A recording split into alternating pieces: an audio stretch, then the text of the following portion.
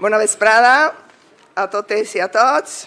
Benvingudes, benvinguts a la seu ciutat d'Alacant de la nostra universitat, a la trobada anual amb l'Aula de Ciència i Tecnologia, en aquest començament de curs acadèmic, al llarg del qual celebrem mig segle de vida de dues de les nostres facultats, la de Ciències i la de Filosofia i Lletres. Estem ací per a inaugurar el curs acadèmic a la seu i n'estic molt contenta perquè, com sabeu, ens uneixen llaços profunds i emotius des de fa molts anys. En primer lloc, té la paraula la professora Ana Laguna, delegada de la rectora de Relacions amb la Societat. Ana, quan vulguis. Muchas gracias, muy buenas tardes. Mi querida vicerrectora, querida Cata, profesor Jorge Olcina, querido director de la sede, vicerrectores, vicerrectoras, representantes del equipo de gobierno, queridos amigos y amigas. Fernando Valladares, muchísimas gracias.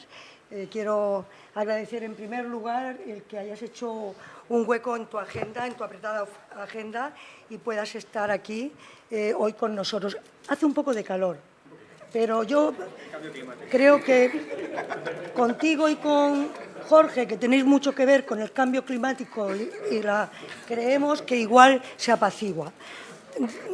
Disculpen porque no tenemos el aire, no por el calor, porque eso va con el tiempo, pero generalmente casi todos y todas las que estamos aquí tenemos una edad que el sacrificio nos fortalece, ¿no? La resistencia, ¿no? Esto me decían a mí cuando iba a la escuela o al colegio, ¿no? Bueno, es la realidad. ¿A qué colegio? Entonces, bueno, es que ya ha pasado tiempo, o sea que este sacrificio nos va a dejar mucho mejor y nos va pero, como digo, que tanto el moderador de esta mesa, profesor Jorge Olcina y Fernando Valladares, hagan algo, puedan incidir, Como decía, Fernando tiene una agenda y realmente es uno de los mejores investigadores del Consejo Superior de Investigaciones Científicas.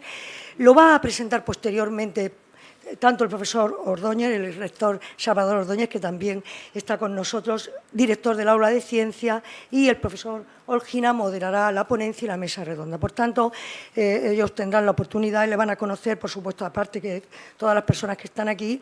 Decirte, Fernando, que tienes un poder de convocatoria enorme.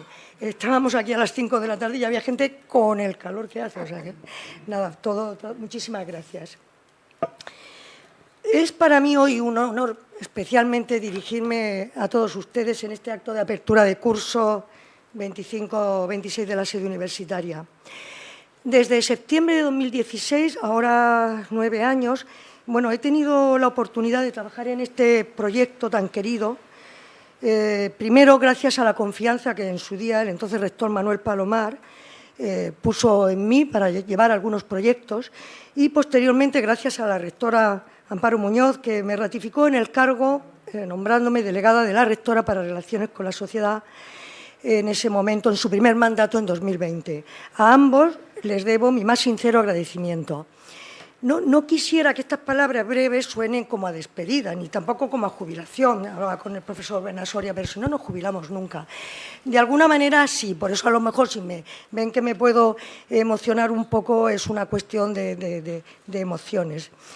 Como les decía, a ambos dos les debo mi más sincero agradecimiento, pero sí me van a permitir que exprese de manera especial mi reconocimiento a la rectora Amparo Muñoz, que desde el inicio de su mandato... Amparo Navarro, perdón, que desde el inicio de su mandato mantuvo su confianza en mí. Ha sido un privilegio formar parte de su equipo de gobierno y contar con su respaldo. Su liderazgo académico, inteligente, paciente y visionario, ha sido para todos nosotros un ejemplo de cómo debe construirse la universidad del futuro.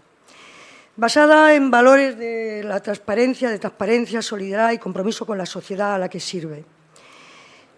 Hoy nos acompaña la profesora Cata Iescu, vicerrectora de Cultura, Deporte y Extensión Universitaria, fiel exponente de todos estos valores. Todos los miembros del equipo que conozco y comparto con ellos, he compartido muchas horas, comparten los valores que les digo de este tipo y de esta manera de hacer universidad, al servicio de la sociedad.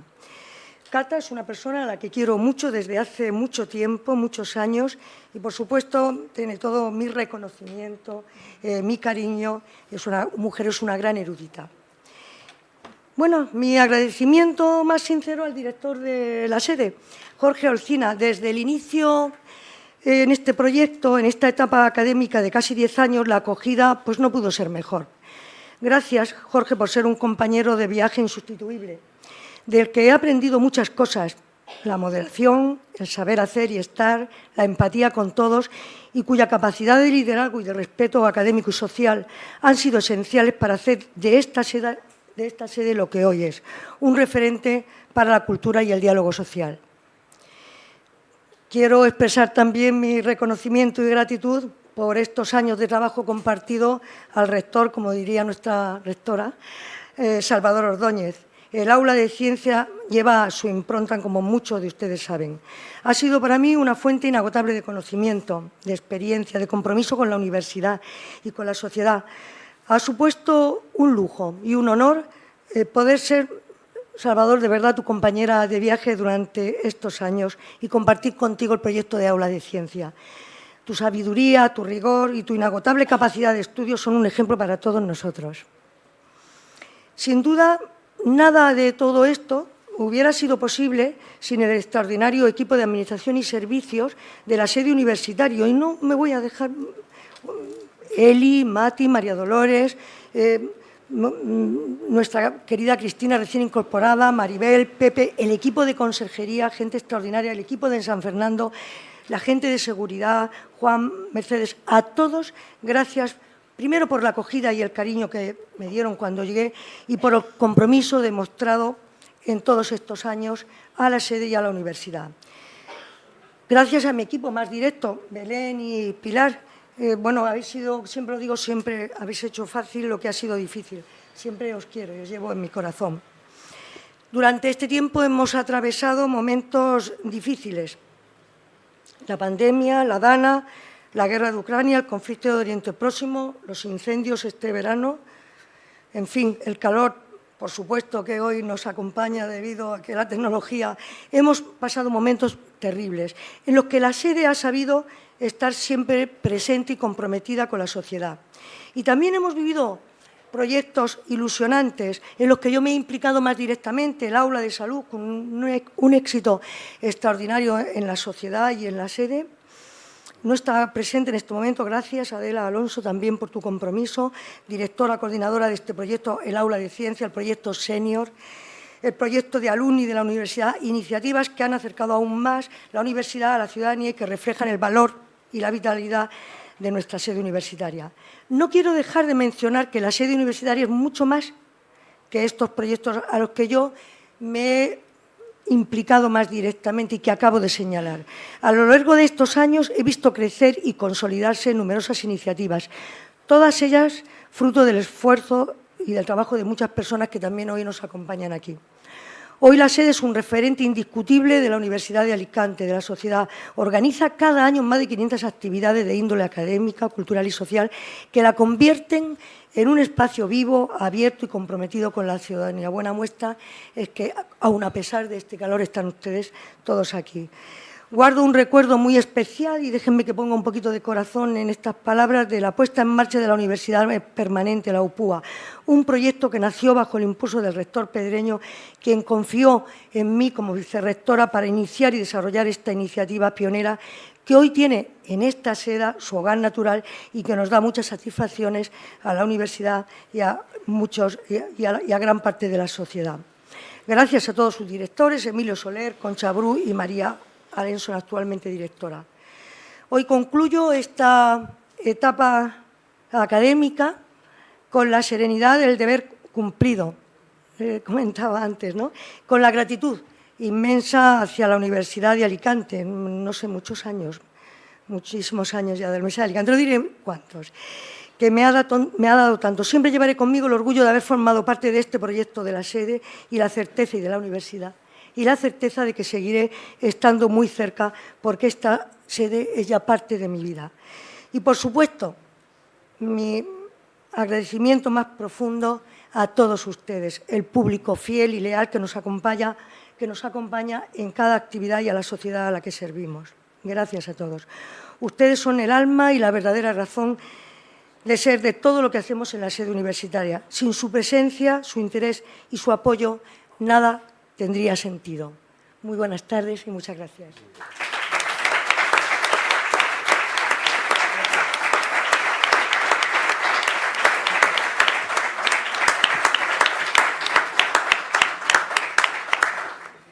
Muchas gracias, Ana. Y a continuación tiene la palabra el director de la sede Ciutat d'Alacant de nuestra universidad, el profesor Jorge Olcina.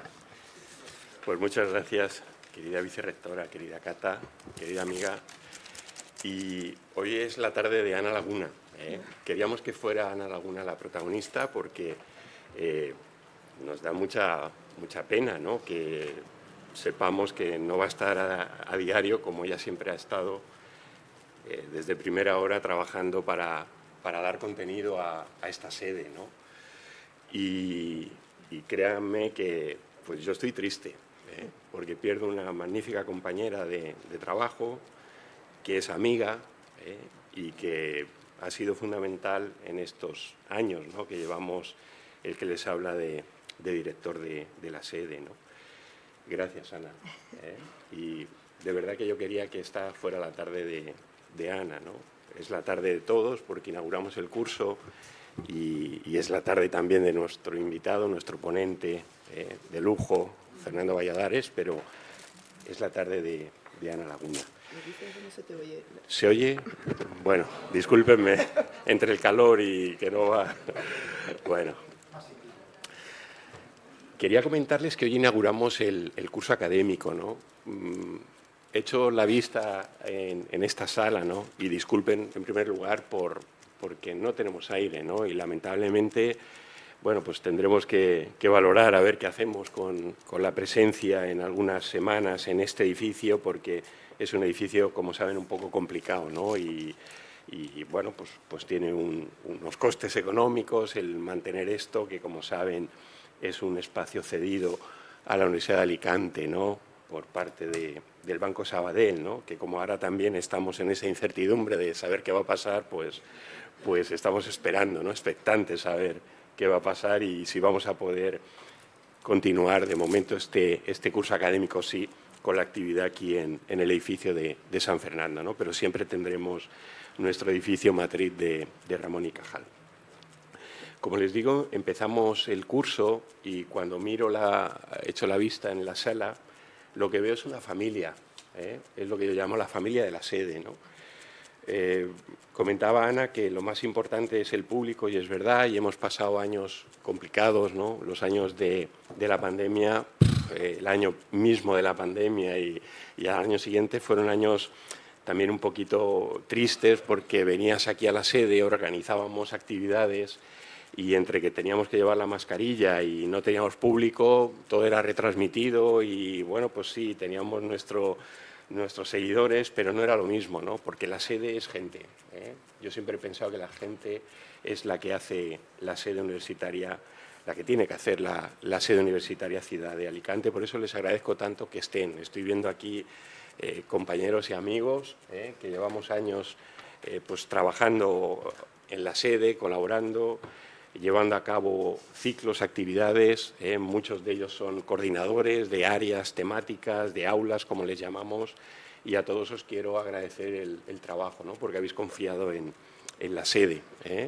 Y la sede, como decía Ana, yo creo que se ha convertido en una imagen de marca, ¿no?, para la ciudad, afortunadamente, y todo esto es gracias a ustedes, porque podemos organizar muchas cosas, ¿no?, pero si luego no tenemos la receptividad y el cariño, sobre todo, y el afecto, no nos podríamos mover con la ilusión con la que hacemos, ¿no? Cerrábamos hace unas semanas, a finales de julio, cerrábamos el curso académico pasado, el 2024-25.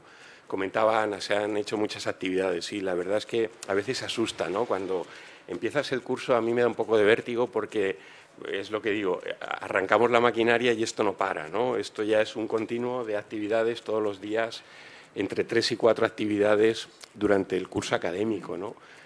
casi 700 actividades llevamos a cabo el año pasado, ¿no? Que podríamos decir es una barbaridad. La verdad es que sí, es una barbaridad, pero es una barbaridad muy ilusionante, ¿no? El saber que la cultura, la ciencia forma parte como una pieza importante de la ciudad de Alicante, ¿no?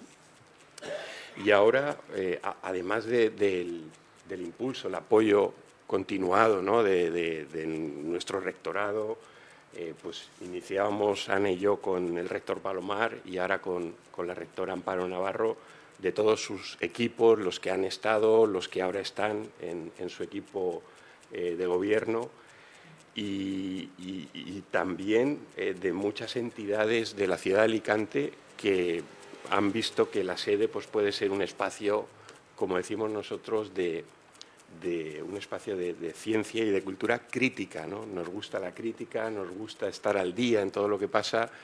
Baste el ejemplo de lo que vamos a escuchar ahora, porque nuestro planeta pues, está condicionado por un proceso que ya estamos viendo a lo que nos lleva, ¿no?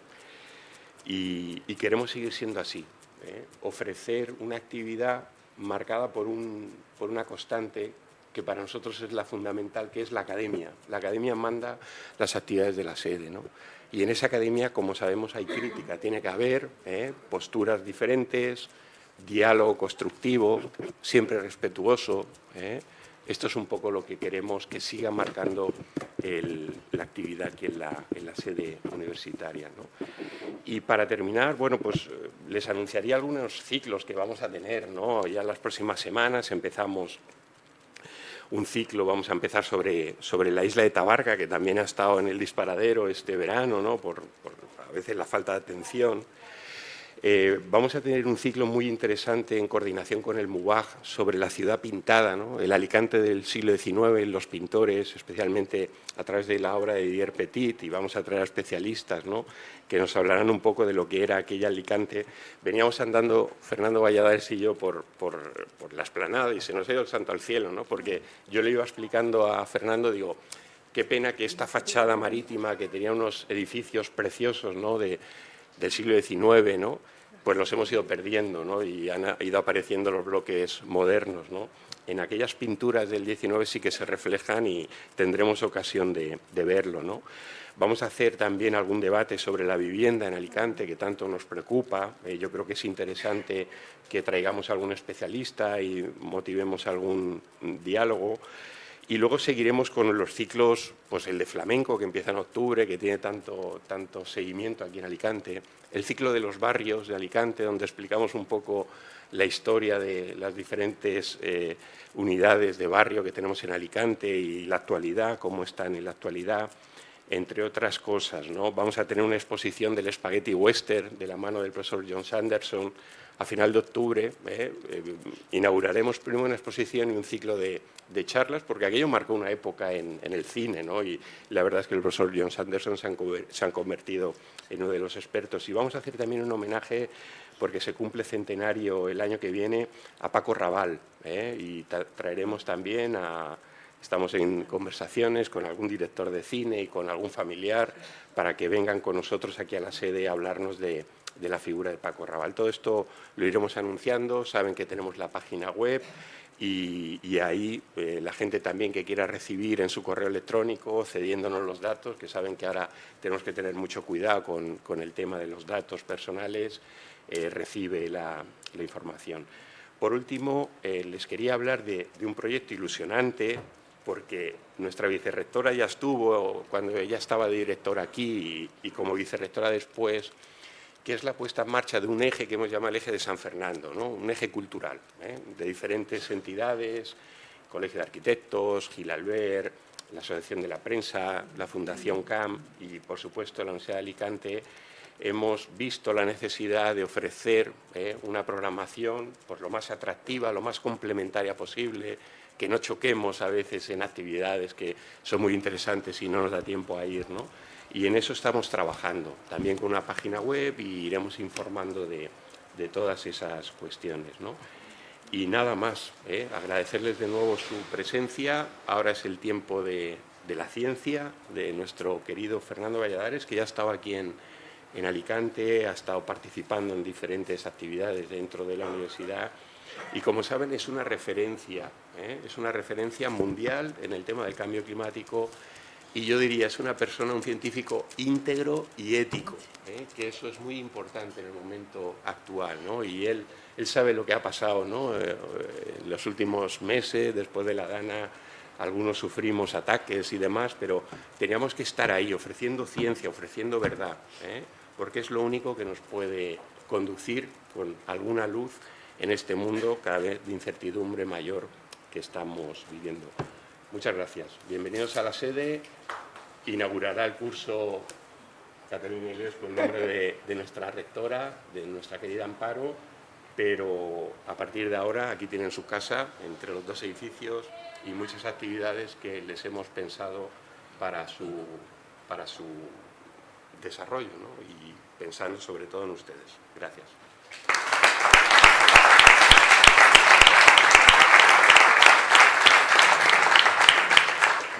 Muchas gracias, Jorge, siempre al escucharte todos los años presentando la programación.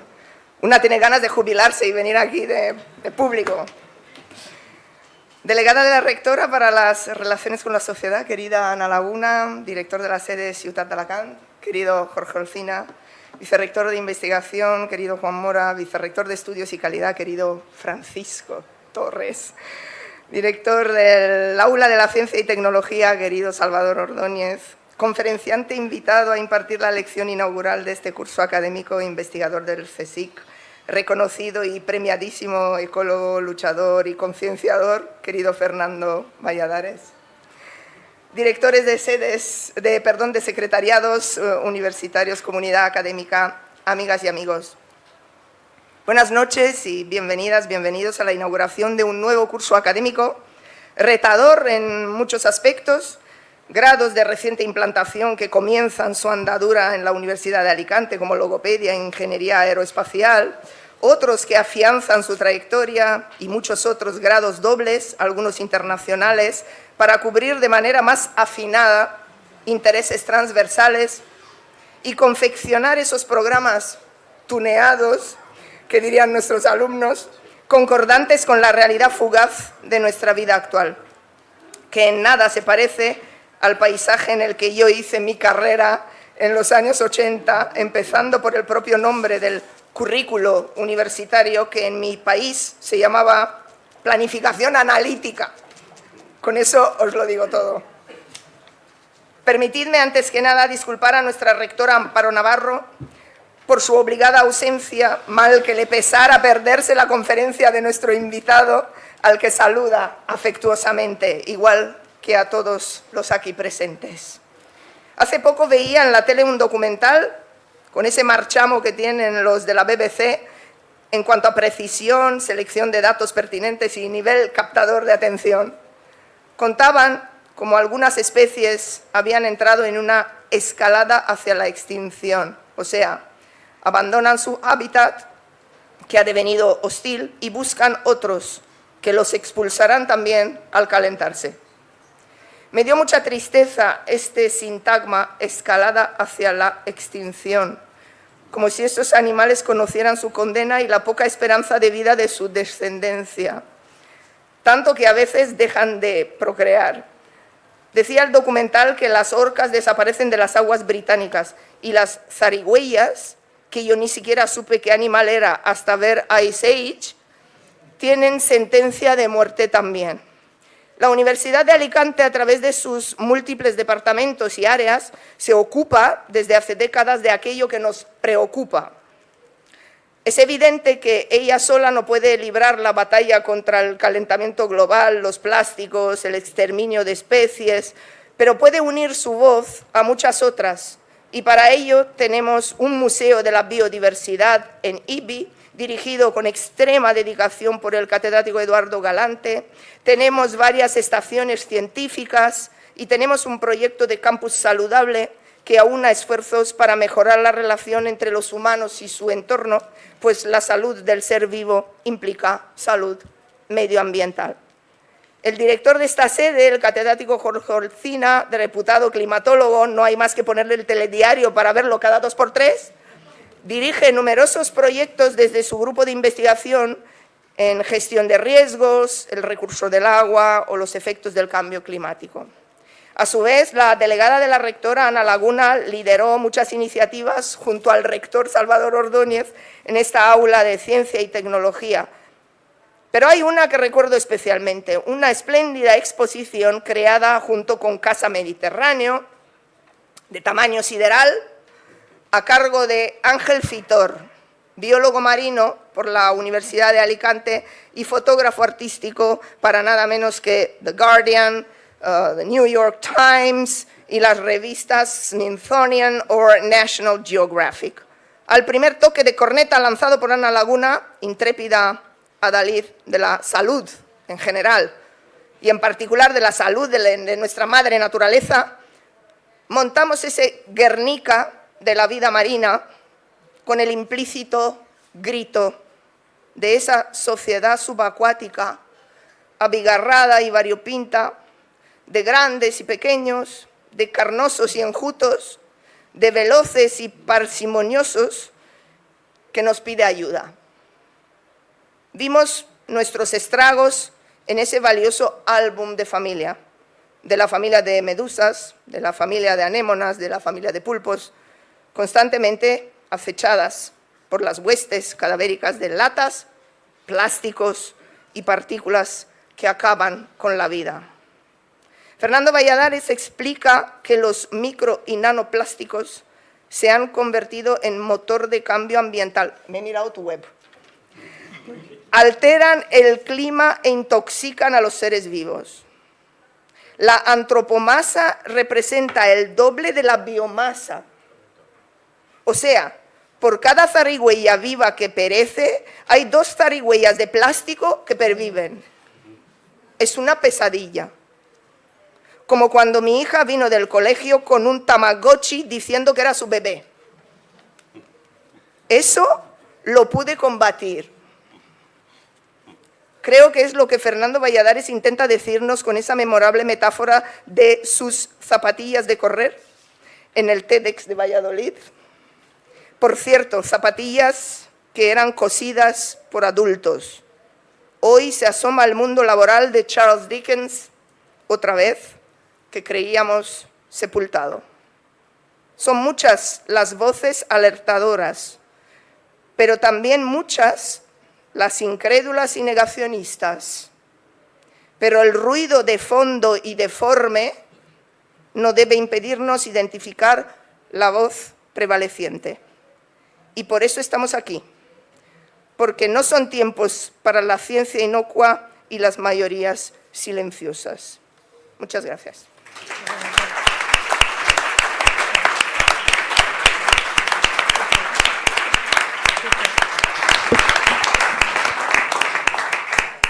Y con esta nota, no fatalista, sino realista, tengo que decir, en nombre de la rectora Amparo Navarro, que queda inaugurado el curso académico 2025-2026 en la sede universitaria Ciudad de Alicante.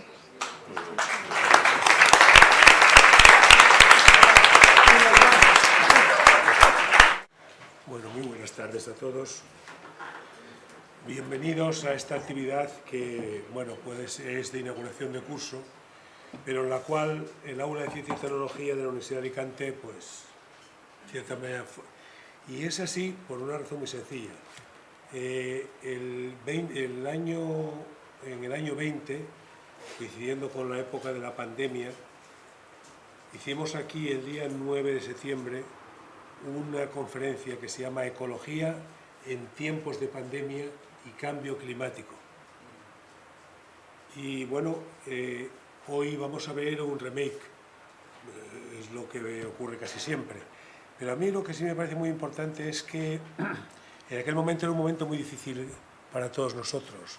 Estábamos en un momento donde aplaudíamos en los balcones, estábamos preocupados por lo que ocurría, ya íbamos saliendo pero no se veía muy claro. Y la verdad que a mí, yo que soy geólogo, y además geólogo practicante, una cosa que me pasó es que vi cómo aquello que explicaban los biólogos era muy importante. Yo soy alumno de buenos biólogos, pero la verdad que Valladares dio un puntito al tema que me gustó. Me gustó. Y bueno, la verdad es que es curioso porque, sinceramente, incluso el nombre, y no voy a alargarme, evidentemente, todo el mundo me conocéis, que suelo ser poco pesado, la verdad es que la palabra no son tiempos para la ciencia inocua, a mí me ha gustado enormemente, porque la verdad es que parece como si la ciencia fuera algo que, bueno, hay que decirlo bajito y con vergüenza. No, hay que decirlo alto, y si alguien es un negacionista, pues, ¿qué le vamos a hacer? Bastante problema tiene. Y a mí me pareció eso, y la otra cosa es de mayorías silenciosas, que todo el mundo lo estamos pensando, y dice, este tío, ¿cómo dirá esto? Y nadie dice nada, todo el mundo se calla, no se levanta nadie, se marcha, ni nada de esto.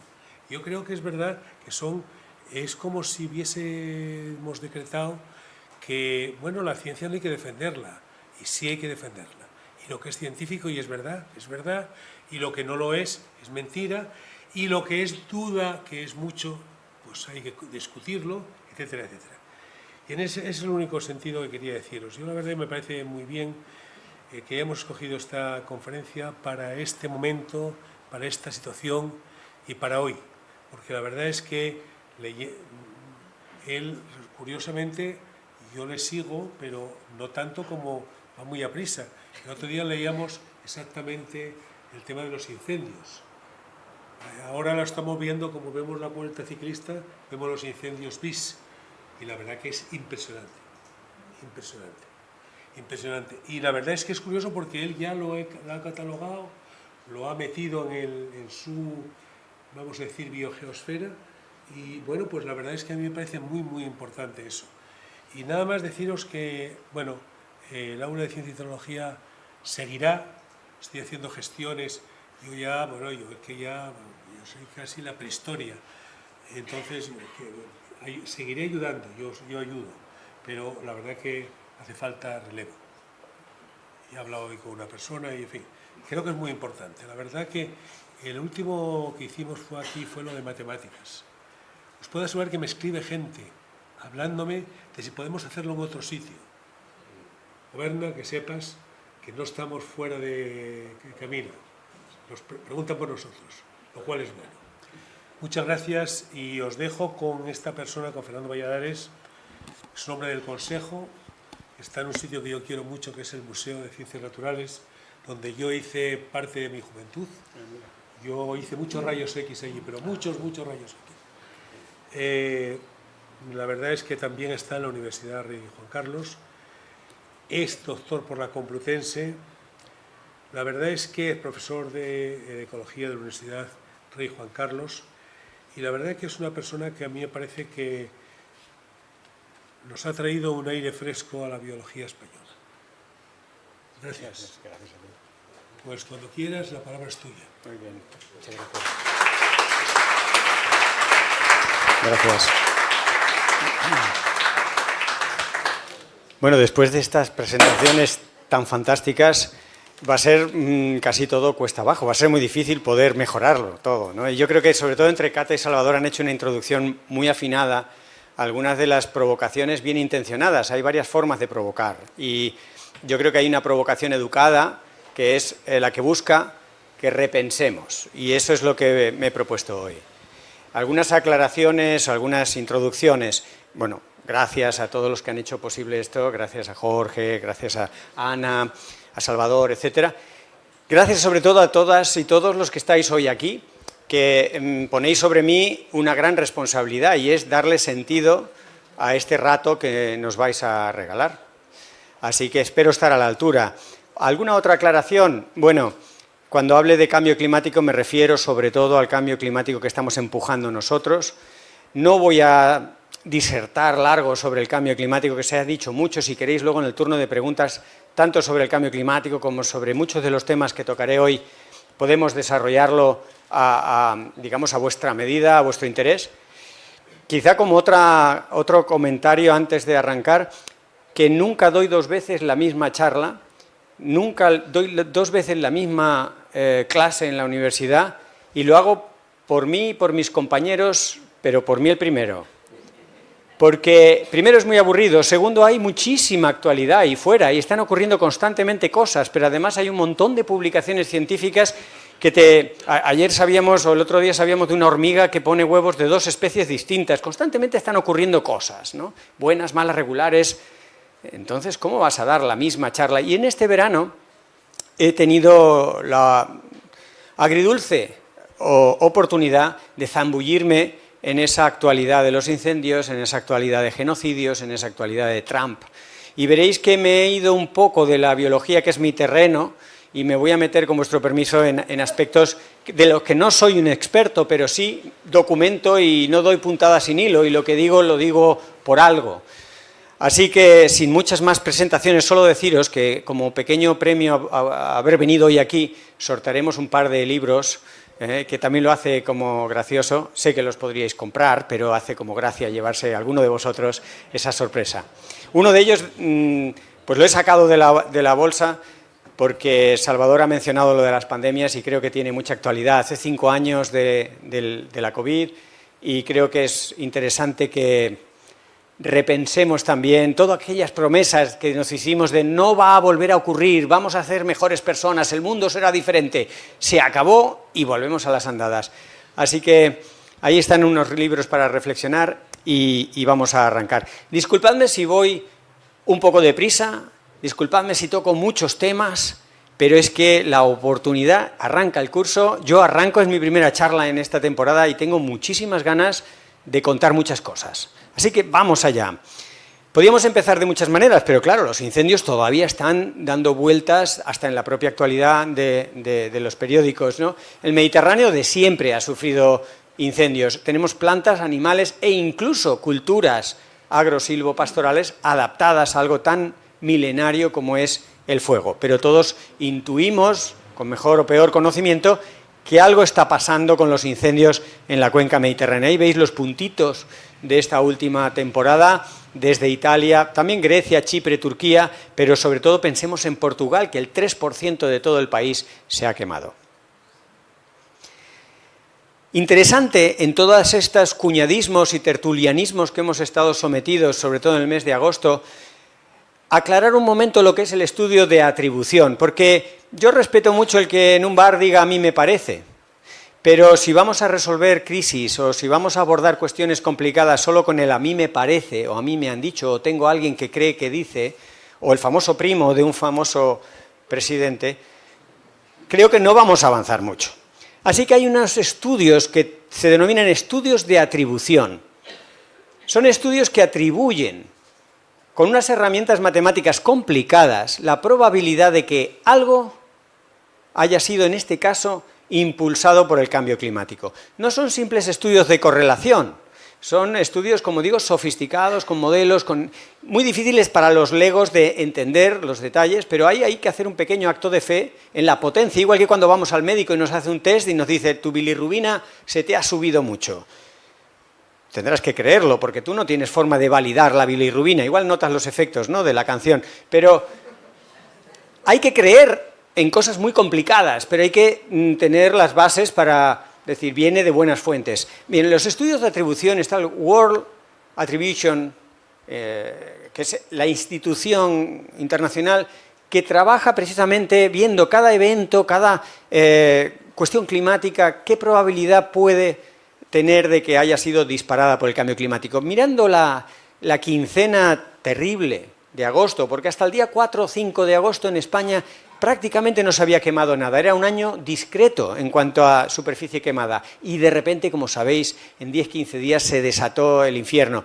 Bueno, pues aquí tenéis algunos datos. Casi 400.000 hectáreas se han quemado en este año. El peor dato desde el año 94. Pero el 90% se quemó en 15 días de agosto, lo cual nos da idea de que, vale, es un incendio catastrófico, pero sobre todo acelerado y súbito. Los estudios de atribución hablan que las condiciones meteorológicas para estos incendios, el cambio climático las hizo ahora 40 veces más frecuentes y un 30% más intensas, en comparación con el clima preindustrial, que siempre es el que se toma como referencia. La ola de calor que estuvo detrás, por supuesto, de las condiciones para estos incendios, se considera que es 200 veces más probable y 3 grados más cálida debido al cambio climático. Pero esto no ocurre solo en la cuenca mediterránea. En el otro lado del Atlántico, en Canadá, un país lleno de bosques, han sufrido también los mayores incendios prácticamente en toda su historia. Apenas otro año en la historia, hace unas décadas, se asimila. Y aquí tenéis en Vigo, que ya tuvieron que soportar y sufrir los propios incendios gallegos, cómo venían las partículas PM2,5, cómo venían los aerosoles, cómo venían los restos de los tremendos incendios de Canadá. Incendios que atravesaron la Tierra en apenas 4 o 5 días y todos respirábamos el fuego de Canadá. Aquí tenéis un estudio de Nature publicado recientemente, muy recientemente, que ha calculado que 354 millones de personas, tanto en Norteamérica como en Europa, han estado afectadas su salud por los incendios de Canadá. Ahí tenéis en más rojo, lógicamente, la zona de Canadá y norte de América, pero fijaros la península ibérica, a medida que nos alejamos hacia el este, pues la intensidad del impacto en la salud es relativamente cada vez más pequeña. Pero fijaros, 70.000 muertos.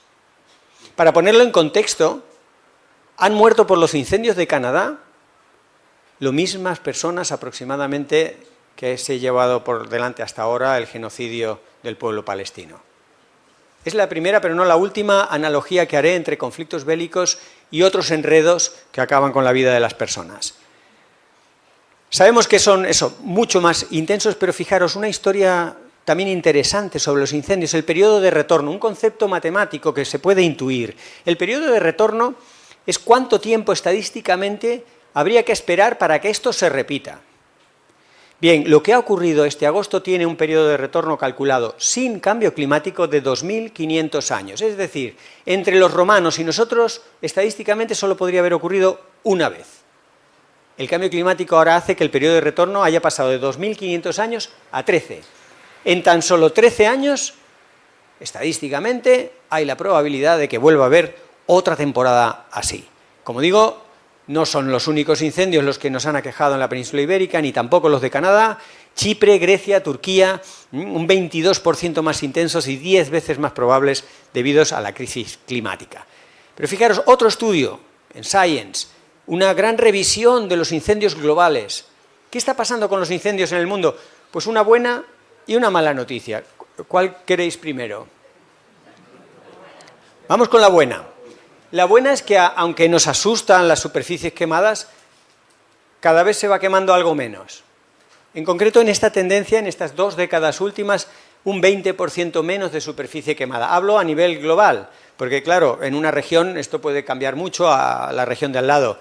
Bien, esa es la buena, un 20%. Las causas son complicadas en algunos casos porque se ha mejorado la prevención o la tecnología de extinción, etcétera. En otros casos simplemente porque no queda ya mucho que quemar. Pero la mala noticia es que lo que ha aumentado en estas décadas un 40% es el riesgo para la población. Cada vez hay más riesgo para las personas de los incendios.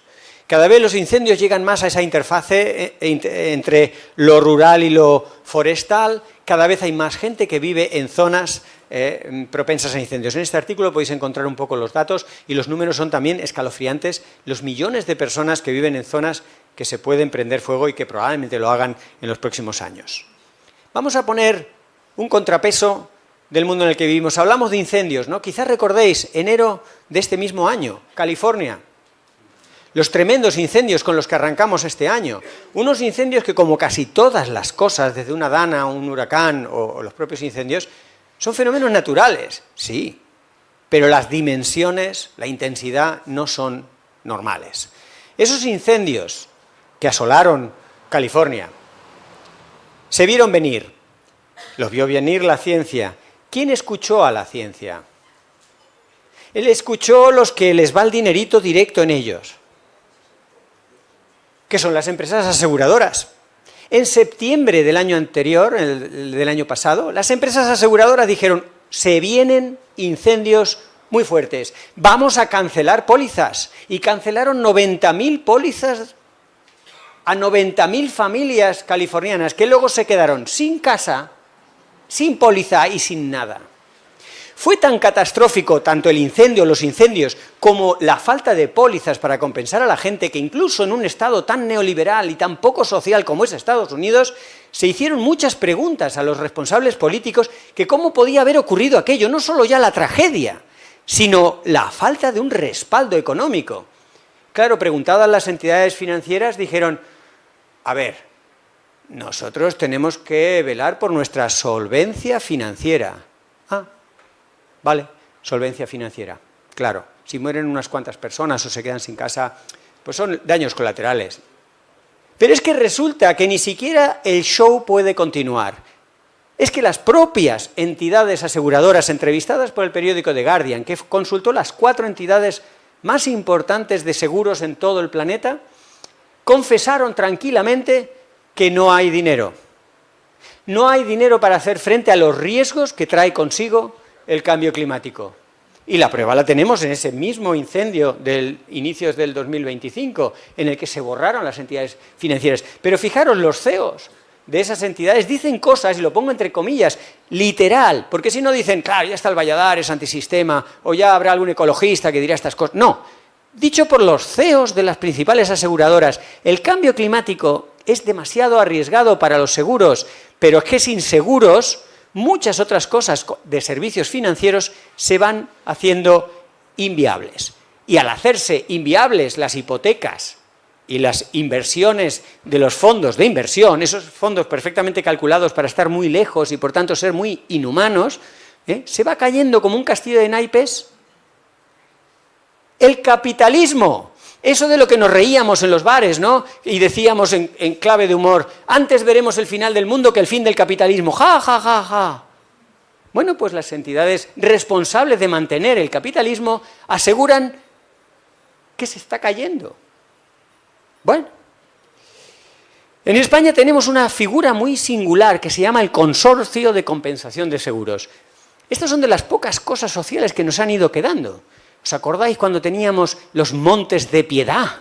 Y eso también era una figura y unas cajas de ahorros que la Unión Europea y, por supuesto, el Fondo Monetario Internacional y el Banco Mundial enseguida dijeron, oye, dejaros de cosas socialistas con el dinero tiene que dar dinerito y lo vamos a privatizar todo porque estas cosas no funcionan. Pero nos quedan algunos coletazos de lo que tuvimos. El Consorcio de Compensación de Seguros viene a ser algo así, como si las compañías de seguros no pueden forrarse con sus pólizas y sueltan el riesgo, nosotros estaremos ahí para que la gente pues reciba alguna compensación económica. De momento nos va salvando eso, veremos por cuánto tiempo.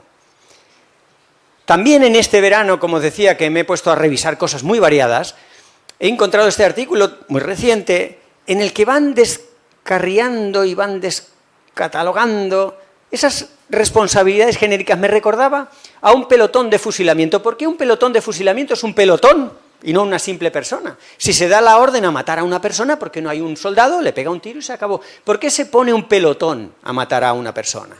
Ostras, porque es durillo. Entonces, en el pelotón nadie sabe exactamente quién ha acabado matando al acusado. Bien, pues eso mismo se ha estado haciendo con las emisiones de gases de efecto invernadero. ¿Por qué? Hombre, pues porque tú dices, España emite, Estados Unidos emite, son entidades, son entes grandes. Y en España, en Estados Unidos, en Bulgaria, en Burkina Faso, hay gente buena, hay gente mala, hay gente pobre, hay gente de izquierdas, de derechas, hay niños, hay mayores, hay banqueros. Y claro, todo ese popurrí, todo emite. Y entonces, como el pelotón de fusilamiento, nadie sabe bien cuánto ha emitido cada uno y ya está. En parte las cumbres del clima no terminan de funcionar por esa cuestión tan genérica de, pero esto, ¿quién reduce emisiones? Yo voy en bicicleta al trabajo, pero no sé si hacía muchas emisiones antes. Bien, pues este artículo muy potente, ahora os pondré algún otro gráfico, descarga en las 166 entidades responsables de combustibles fósiles su cuota de responsabilidad. Y como os podéis imaginar, esa cuota no es nada democrática.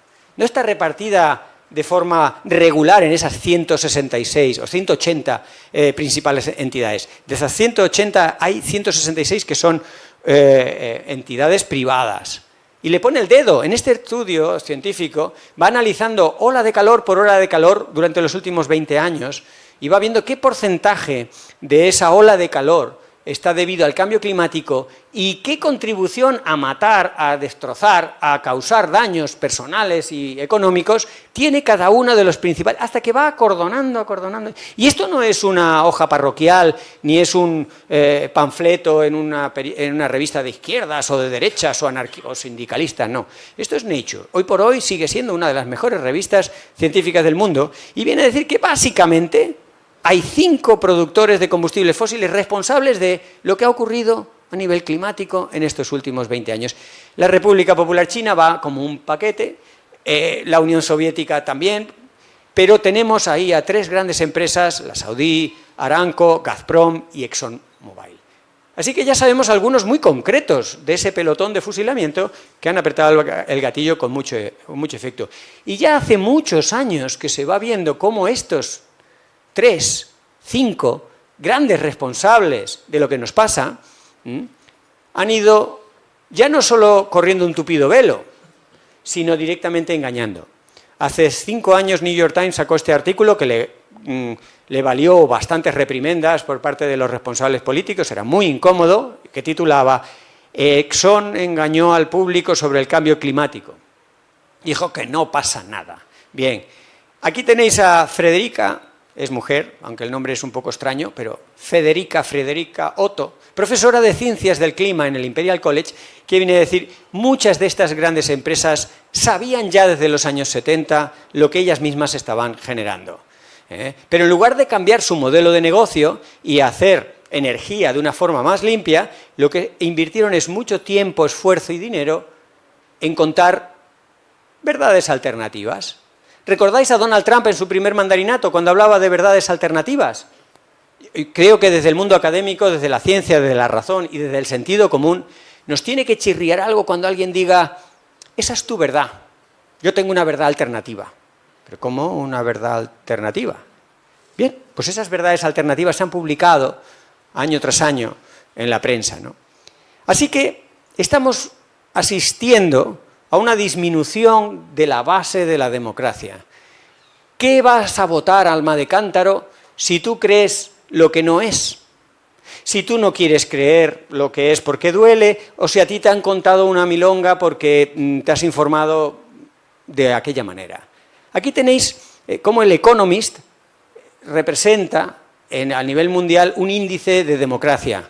Y, por supuesto, no sale tan mal parada Europa, Estados Unidos, aunque fijaros la diferencia de verde entre Canadá y Estados Unidos hace ya 3 años. Un poquito menos verde Estados Unidos. Y os podéis imaginar a dónde voy. Ese verde se ha ido poniendo bastante enrojecido. Esto es democracia. Pondré un mapa parecido con libertad.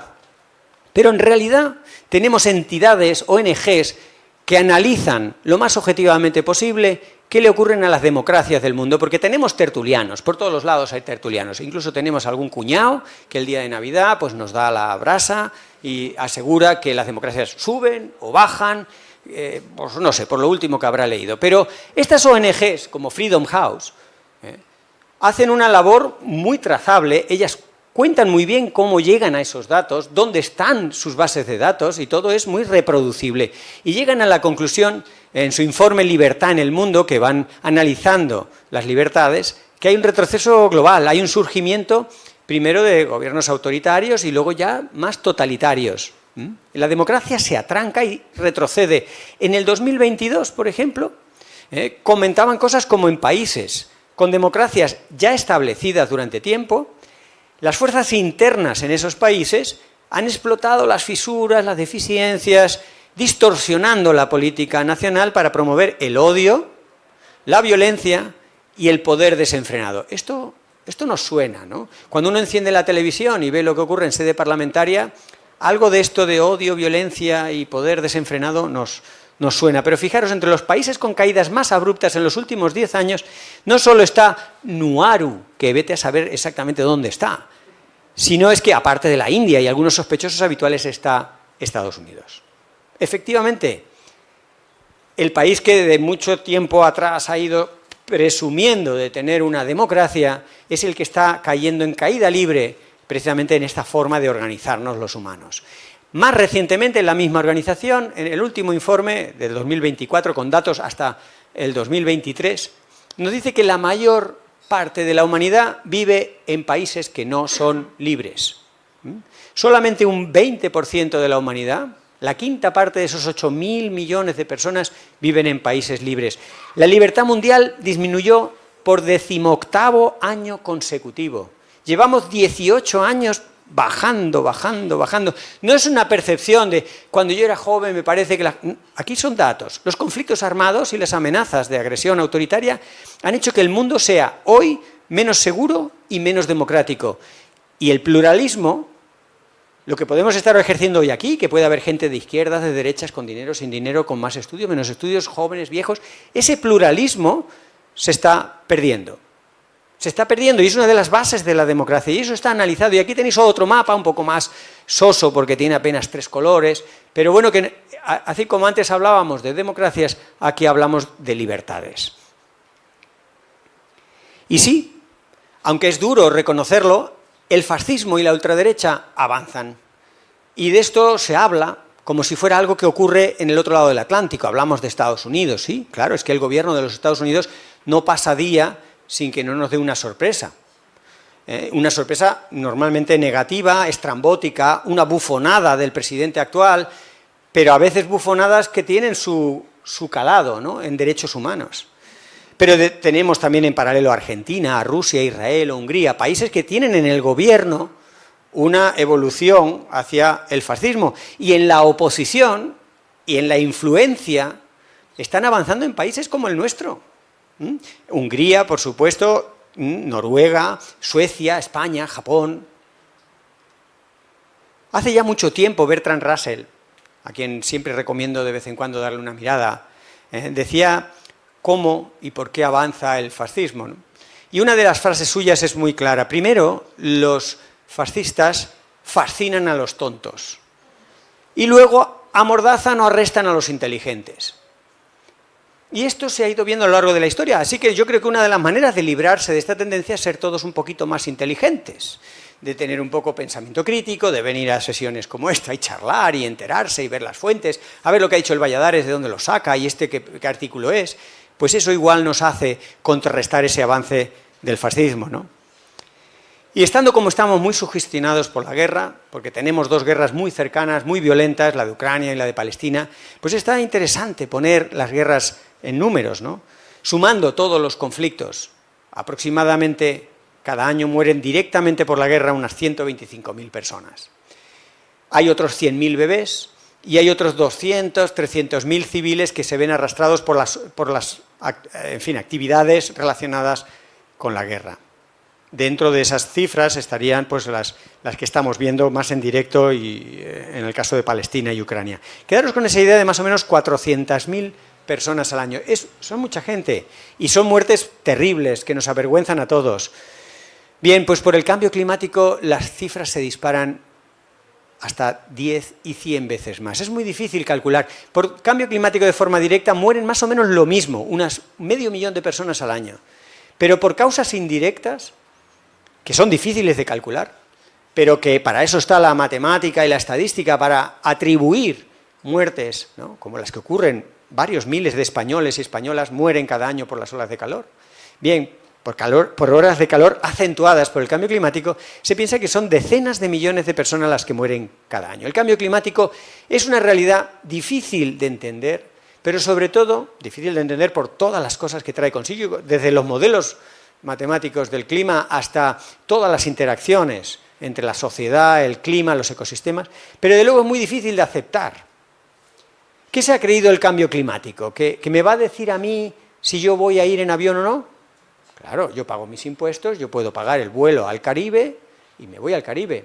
El cambio climático desafía nuestro día a día y por esa insolencia el cambio climático es rechazado por muchas personas. Pero tengamos muy claro que en este escenario en el que avanzan los gobiernos totalitarios, autocráticos y demás, no va a quedar ni un gramo de petróleo sin extraerse y quemarse mientras sea rentable. No voy a, como decía al principio, como he querido un poco indicar, hacer un repaso exhaustivo del cambio climático. Creo que muchos y muchas ya tenéis ideas, si queréis luego hablamos más. Algunas pinceladas, el 2024 se despachó con un par de huracanes de absoluto récord, Helen y Milton. La Dana la tenemos que recordar, dentro de poco va a ser el primer aniversario y hay que repensarla, hay que ver qué ocurrió allí, qué podríamos haber evitado. Hay una parte de clima que es muy difícil evitar a tiempo, digamos a corto plazo, pero hay una parte de gestión, de anticipación, de conciencia, que sí podríamos mejorar. Van a venir, por desgracia, danas, ya la EMET está anunciando que va a ser un otoño probablemente bastante peligroso por la temperatura del mar, por las condiciones macroclimáticas, etcétera. Pero fijaros, el 2024 nos dolió, nos tocó de cerca, y murieron esas 200 y pico personas. Pero el año anterior, el ciclón Daniel dejó miles de personas muertas. Pero claro, ocurrió en África. Y África no puntúa igual. No solo es que la tenemos lejos, es que en las noticias lo que pasa en África vale 1/10 de lo que pasa en Estados Unidos o en Europa. Cataluña, recordar cómo fue el año pasado, ¿no? Empezó con la mayor crisis hídrica de su historia y acabó con una dana, no comparable con la de Valencia, pero sí, para los términos de Cataluña, una dana de récord, grandes bandazos, ¿no? Imágenes que hablan por sí mismo. Una imagen vale más que 1000 palabras, así que aquí tenemos 2 imágenes, 2000 palabras. Florida, a la izquierda, Alaska, a la derecha. 22 de enero de este año. Nieve en la playa, primavera en el polo, prácticamente en zonas polares. Completamente cambiada, las fotos parecería que se te han traspapelado. Esto es parte de esa corriente en chorro desdibujada, procesos climáticos alterados por este calentamiento, etc. Y me gusta insistir, como decía, que no voy a hablar de las partes más climáticas, más conocidas, más reconocidas en la propia prensa y en los medios de comunicación. El clima es mucho más, el cambio climático es mucho más que clima. Este gráfico, que tiene sus colorines, sus flechas en cascada, calentamiento en la parte de arriba, va teniendo efectos, subida del nivel del mar, eventos extremos, etc. Es un gráfico en una revista científica, con mucho dato detrás, muy interesante, que nos marcó un poco la manera de interpretar los efectos en cascada. Sube la temperatura, sube el nivel del mar, los vectores de enfermedades tropicales, etc. Vas viendo. Lo que me gusta de este gráfico, antes de pasar a lo que para mí es el mensaje principal, más moderno, 3 años después de este artículo, es que ya en este artículo aparecen conflictos internacionales. Anda, ¿pero no íbamos a hablar de cambio climático? Sí. ¿Alguien pensó que Putin iba a invadir Ucrania si no estuviera el cambio climático, si no estuviera la dependencia de los combustibles fósiles de Alemania? Ese marco climático geopolítico probablemente a Putin le sirvió para pensar, yo me lanzo, yo invado y ya veremos. El tiro le ha salido regular, se está enredando el tema, bueno, pero las tensiones por los recursos naturales, ¿alguien piensa que Israel va a devolver los Altos del Golán? Unos altos que estaban en el limbo. No son ni de tuyos ni míos, pero de momento no te acerques que Israel te pega un tiro. Los Altos del Golán es el mar de Galilea, en pleno desierto. Y con el cambio climático, eso vale más que el metal más precioso, ¿no? Y fijaros, fragilidad de los estados, por ahí abajo, ¿no? En los efectos en cascada. Una vez más, mucha gente dice, ¿por qué tiene que ver? A ver, eso se estudia en política. Estamos aquí en biología o en climatología o en geografía. Digo, pues aquí está todo mezclado. Porque las cosas van teniendo efectos en ámbitos que a veces no lo pensábamos. Y este artículo lo menciono mucho desde principios de este año cuando se publicó, porque hablaba de por qué no comprendemos el retroceso democrático. Y me sirve para 2 cosas. Para contestar a esa pregunta de por qué no lo entendemos y para romper una lanza por las ciencias sociales. Por esas llamadas humanidades que, como no sirven para nada, se van quitando paulatinamente de los programas de estudio y nuestros hijos, incluso nosotros mismos, ya empezamos a ver cómo esto no sirve para nada. Quítame la filosofía. ¿Pero cómo vas a quitarte la filosofía si es la que se hace las preguntas? Quítamela. Quítame la geografía, pero entonces no sabes dónde ocurren las cosas. Quítame, por supuesto, todo lo que huela a antropología o sociología, todas esas cosas. ¿Qué más da? Eso no tal. Claro, así nos va. Nadie hace buenas preguntas, nadie sabe dónde ocurren, nadie entiende bien por qué ocurren. Eso sí, todavía quedamos sobreviviendo los científicos cuantitativos, más de las ciencias numéricas. Por supuesto, mucho ingeniero, que eso siempre te pone un puente lleno de remaches y te asegura que no se cae. Igual luego se cae con el cambio climático. Es que eso no caía en mi disciplina. Las humanidades son claves para entender por qué el ser humano se hace tantos líos, se hace tantas trampas al solitario. Fijaros, los dos autores, Thomas Carothers y Brendan Hartnett, acaban concluyendo que la erosión democrática, este artículo ya tiene un año, y los datos que os he puesto los he leído este verano y son mucho más recientes de las erosiones de la democracia, pero ellos decían que la erosión democrática no es una consecuencia, no es como esa cascada de efectos que estábamos poniendo, no. La erosión de la democracia es un requisito. Y esto lo sabe muy bien nuestro amigo Donald, porque tú no vas a poder hacer lo que te dé la gana porque hay unas leyes. Bueno, pues cambiamos las leyes. Tú no vas a poder hacer lo que te dé la gana porque es que hay unas personas. Bueno, pues arrestamos a las personas, sobre todo si son inteligentes. Es un requisito alterar las instituciones, la democracia, las asambleas, la libertad de expresión. Lo que ahora es libre no es la expresión, ahora es la libertad de opresión. Ahora somos libres para oprimir. Está muy bien, ahora es un momento en la dignidad de la villanía.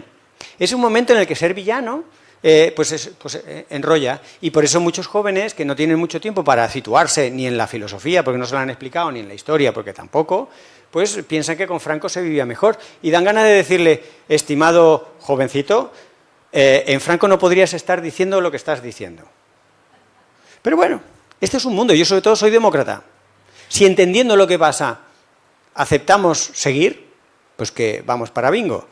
Pero una de las maneras de destrozar, desmontar el Estado democrático es, en fin, generar desconfianza y desinformación. Ya nadie confía en el representante político, no confías ni en tu vecino, las informaciones vienen por todos los lados y ya surgen las conspiranoias, y eso son campañas muy bien financiadas, sabemos quién las financia, se puede documentar y trazar perfectamente. Miraros, una de las cosas más contradictorias a veces son los nombres de las cosas, ¿no?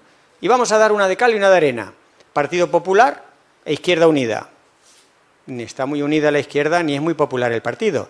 Pero fijaros, se llaman sociedades filantrópicas, algunas sociedades que están financiando, con esos fondos de algunos magnates, la desinformación. ¿Y te llamas filantrópica?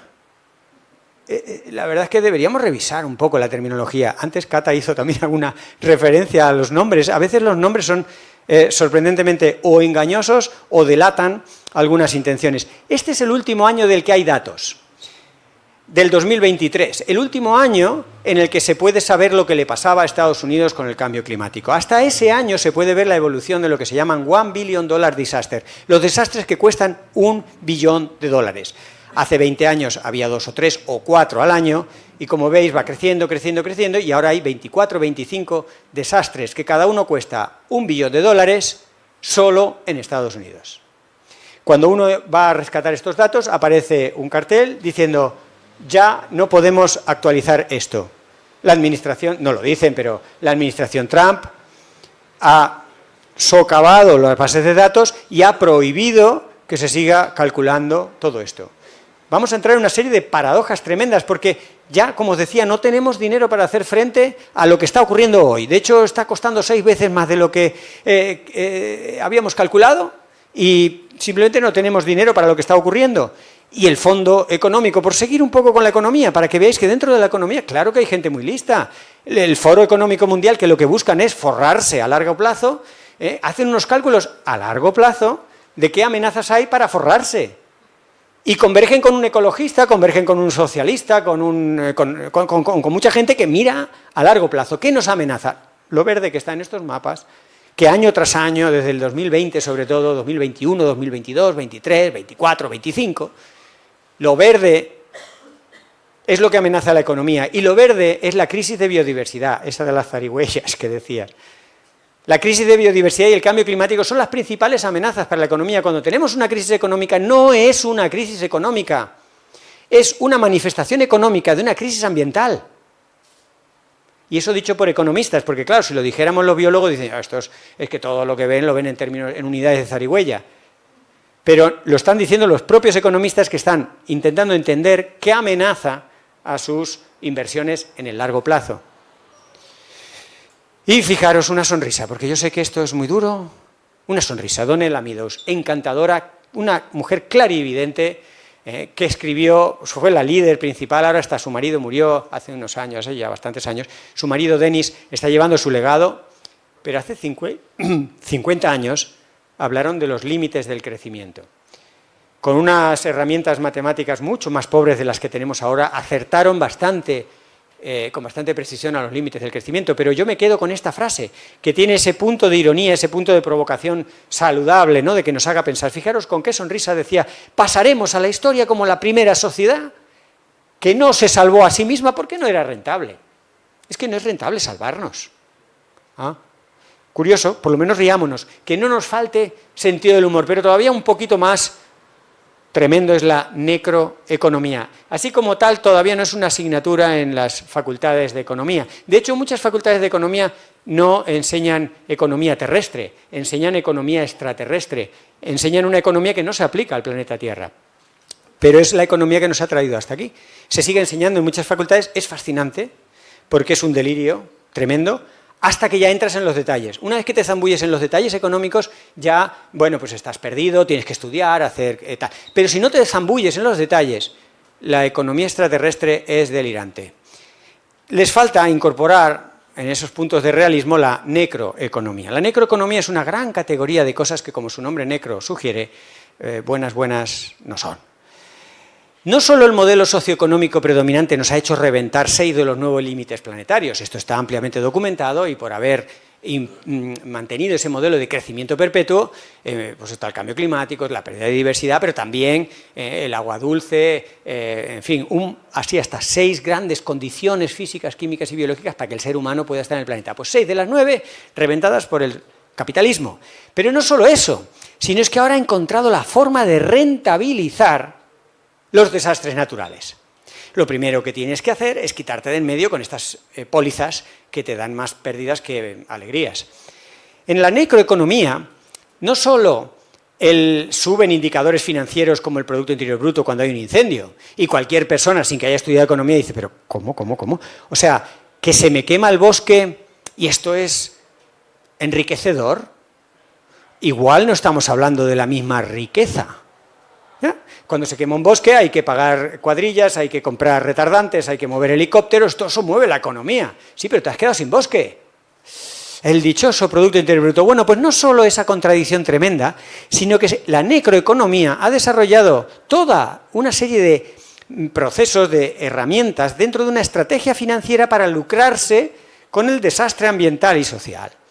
Lo dejo como tarea para casa, no me dio tiempo a poner así gráficos, pero buscar los bonos catástrofe en la hemeroteca.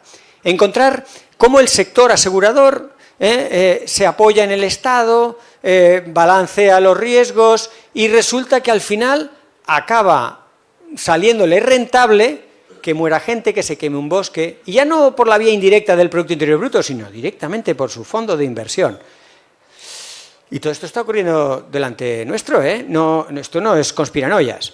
Pero bueno, vamos a ponernos un poquito más amables.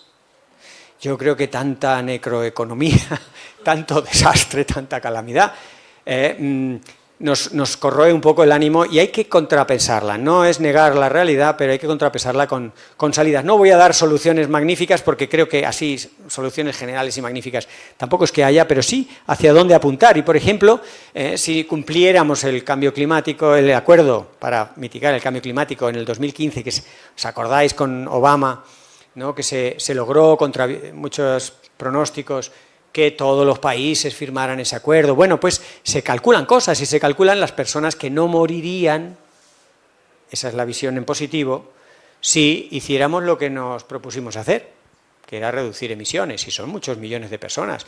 3 o 4 grandes categorías, pues por cambios en la dieta, cambios en la movilidad, cambios en la calidad atmosférica, muchos millones de personas que no morirían, y lo podemos hacer, y la ciencia dice cómo, ¿no? Otro aspecto que muchas veces se nos olvida, el poder de la ciudadanía. Hay herramientas en la Constitución como las asambleas ciudadanas. Hay conceptos intuitivos, no hace falta ir a ninguna universidad a estudiar mucha economía. Uno puede entender lo de la suficiencia económica. Es un gran paraguas que lo que hace es ponerle coto al crecimiento indefinido de la producción y el consumo. En fin, hay herramientas. Y ajustarnos a los límites del planeta es inevitable, es pura termodinámica. Esos límites son condiciones que si no se cumplen, si los transgredimos, los mantenemos mucho tiempo fuera de esa zona de seguridad, nosotros quedamos fuera de la ecuación. El planeta seguirá con algunas especies más o menos afortunadas o resistentes, pero nosotros somos los que nos quedamos fuera. Ya que es inevitable quedarse dentro de los límites planetarios, ajustarnos a ellos, ¿por qué no lo convertimos en una oportunidad? ¿Por qué no le damos la vuelta y en lugar de decir, oh cielos, qué horror, esto es volver a las cavernas, esto es un desastre, ya están los ecologistas diciendo que no corte árboles? ¿Por qué no lo convertimos en oportunidad? Una imagen, más que 1000 palabras, otra vez. Central Park. Esto se consideró el mayor desastre económico que se podía hacer con la ciudad de Nueva York en el siglo XIX. La gente se tiraba de los pelos, tú dices, pero ¿tú sabes la cantidad de rascacielos que puedes poner ahí? Bueno, pues por suerte y por avatares y por empuje de algunas personas, se mantuvo Central Park con árboles y eso ahora le salva la vida a miles de neoyorquinos y neoyorquinas. Y irónicamente ha revalorizado el valor de las viviendas que están en los alrededores. O sea que incluso, si le das tiempo, estas medidas también refuerzan la parte financiera, económica y de riqueza más material. Por poco que hagamos, siempre contamos además con la tremenda capacidad de respuesta que tiene la naturaleza. La naturaleza nos sorprende en positivo. Ya está mucha gente en los incendios de Galicia y de León diciendo, caray, pues en las zonas menos quemadas hay rebrotes, algunas plantas bulbosas pues parece que no fueron arrasadas, algunos animales están volviendo. Por poco que aflojemos nuestra presión sobre los ecosistemas, la naturaleza tiene una capacidad tremenda. Entonces, por poco que hagamos con la ayuda de la naturaleza, sin pelearnos contra ella, conseguimos muchas más cosas de lo que a veces esperamos. Solo un dato así muy genérico. Aquí que estamos al lado del Mediterráneo, ¿no? Y que el Mediterráneo se está saliendo, se está desbordando por la subida del nivel del mar, pero también por la intensidad de las tormentas, por el cambio de las corrientes, que sepamos que no solo el puerto de Alicante.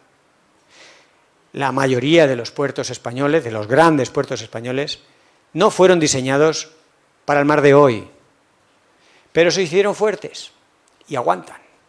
Pero la altura de la ola, la velocidad del viento, la orientación de las mareas, todo esto era se diseñaron los puertos para otros mares.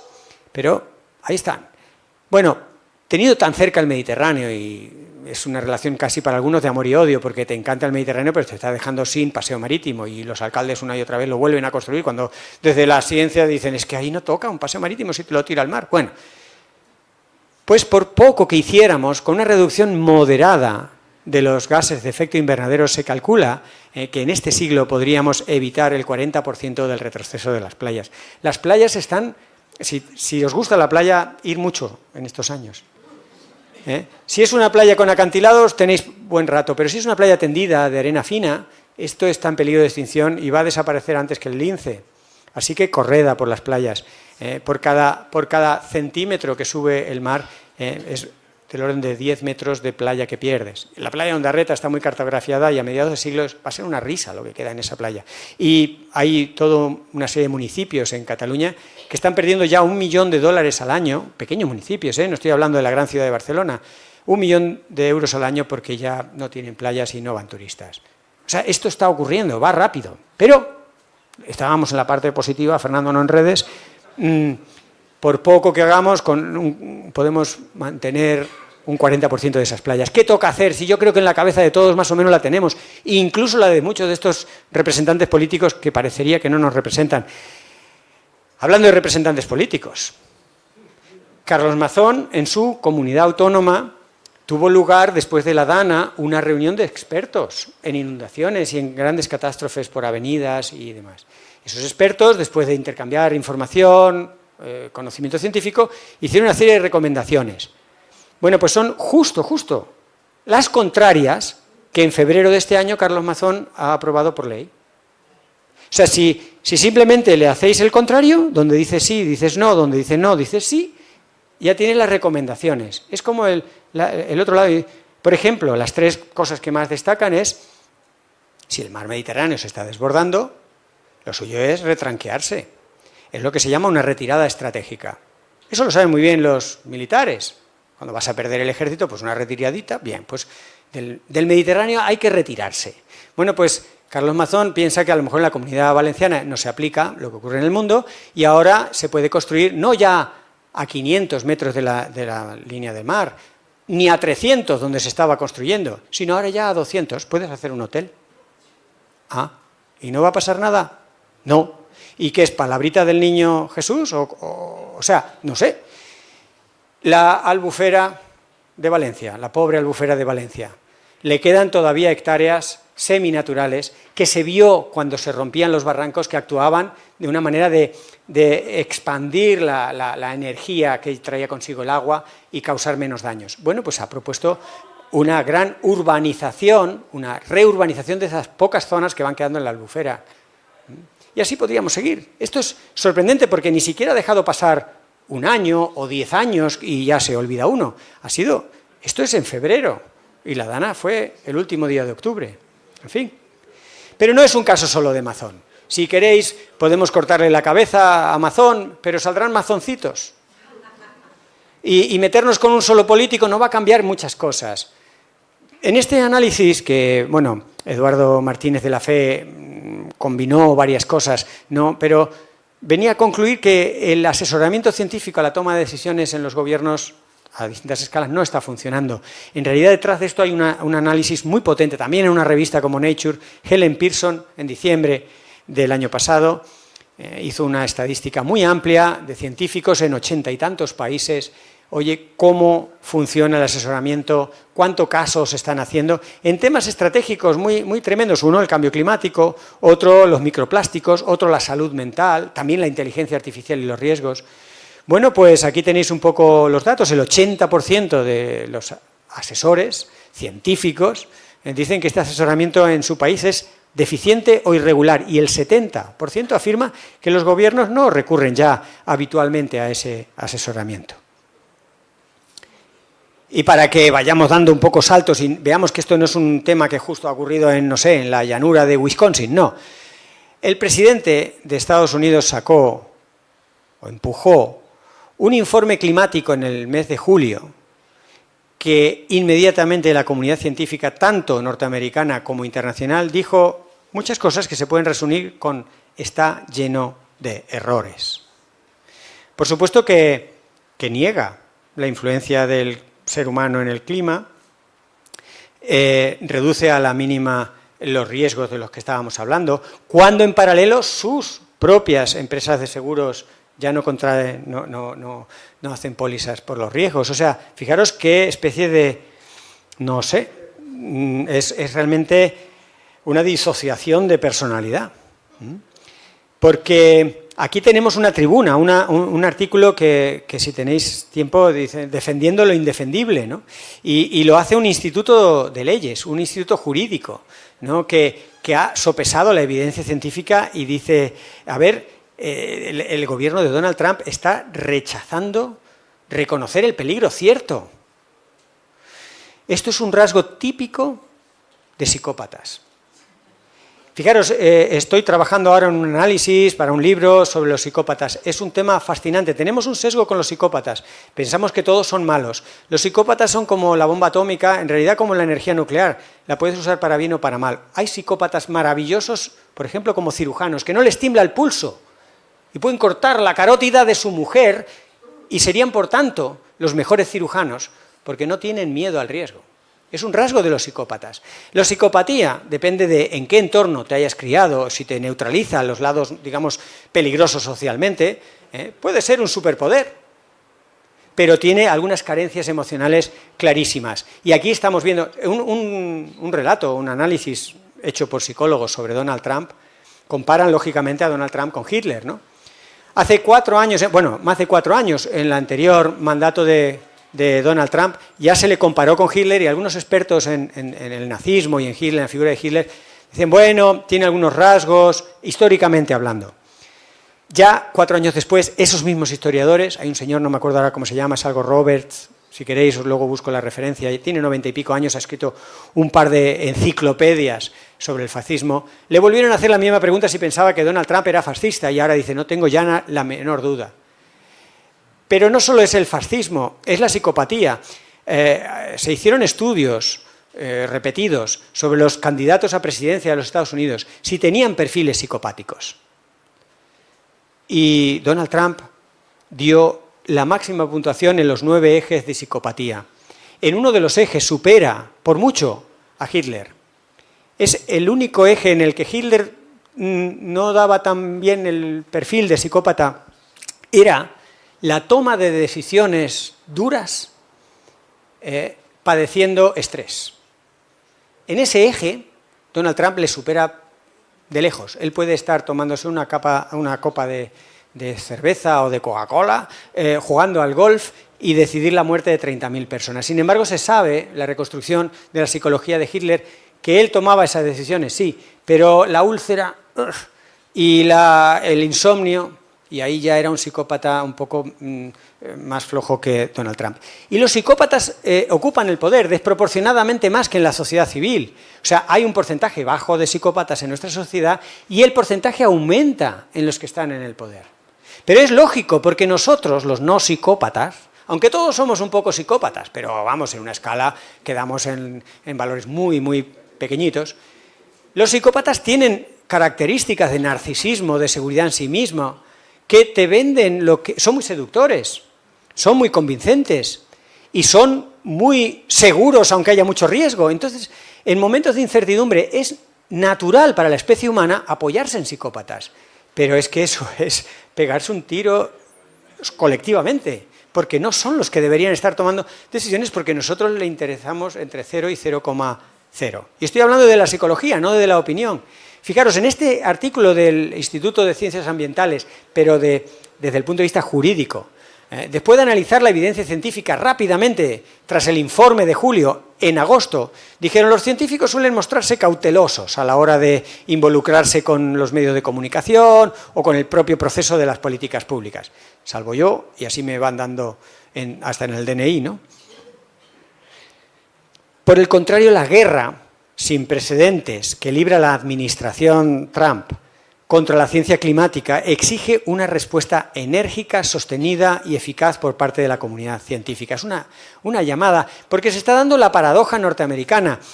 Estados Unidos ha tenido hasta el año pasado el mejor equipo, las mejores tecnologías, la mejor base de datos, los mejores científicos mundiales para entender lo que le pasa al clima, para anticipar sus propios eventos extremos. Y ahora tienen que pedir ayuda a otros, porque han expulsado a miles de científicos, porque eso que hacen no sirve para nada. Del mismo modo que no reconoce el SIDA. Y los médicos, por código deontológico, a los pacientes de SIDA, los siguen tratando, pero dicen que tienen neumonía o que tienen otras cosas, porque ha prohibido la administración Trump algunas profesiones. La del científico climático, la del médico que trabaja enfermedades LGTBI, Q, K+, en fin, tiempos muy extraños, muy paradójicos, que ahora cuando vengan la nueva temporada de huracanes, la NOAA, que es el principal organismo para estos eventos extremos en Estados Unidos, va a tener que pedir ayuda a los europeos, a los japoneses, para que, en fin, con las Fuerzas Unidas puedan hacer un papel digno. Así que los científicos de todo el mundo llevamos años, ya por lo menos una década, levantándonos de distintas maneras. Ya veis mi tono, a mí me resultaría mucho más cordial, estoy sudando, pero no solo por el calor de esta sala, sino por la intensidad de lo que estoy diciendo. No sé si se me nota enfadado, me bullen muchas cosas. Es que me tienen que bullir, porque las estoy entendiendo, y es lo que quiero transmitiros, que esto es preocupante, y científicos llevamos más de una década levantándonos, y los científicos europeos más, porque los norteamericanos periódicamente sufren represiones, y hay llamamientos de la comunidad científica norteamericana a los científicos europeos que tenemos todavía una situación en la que podemos decir lo que pasa y por qué pasa, ¿no? Y hay muchas manifestaciones. Aquí tenéis un libro que va a salir en octubre sobre Fernando Racimo, que hace un análisis de estos movimientos de científicos que se rebelan. Ahí tenéis un acto en el que participamos varios, conocidos por vosotros, en la fachada del Congreso de Diputados. Personalmente he estado en los dos lados, he estado por dentro explicando el cambio climático y por fuera protestando porque no se haga lo suficiente. E incluso me voy hasta el teatro, ya no sé qué más hacer. Hay algunas personas de aquí que me han visto, no sé si hacer el ridículo o qué, pero ya no sé qué más hacer para mover conciencias, para llevar a esa provocación que os decía desde el principio, a que pensemos que pasan más cosas de lo que están pasando y que sabemos y que la ciencia sabe. Y esta es ese llamado a las humanidades, ¿no? Fijaros, se ha estado debatiendo que si el presidente de este país se le ha ido un poco la terminología al hablar repetidamente sobre genocidio en Palestina.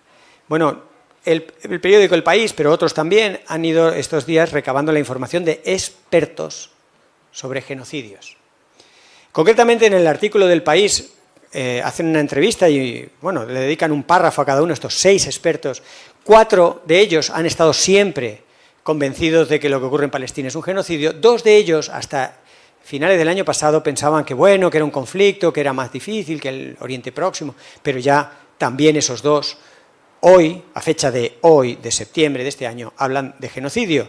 Y no es una opinión, es un hecho refrendado por expertos internacionales. De hecho, Netanyahu tiene, por la Corte Penal Internacional, es que se nos olvida, la Corte Penal Internacional es un organismo independiente.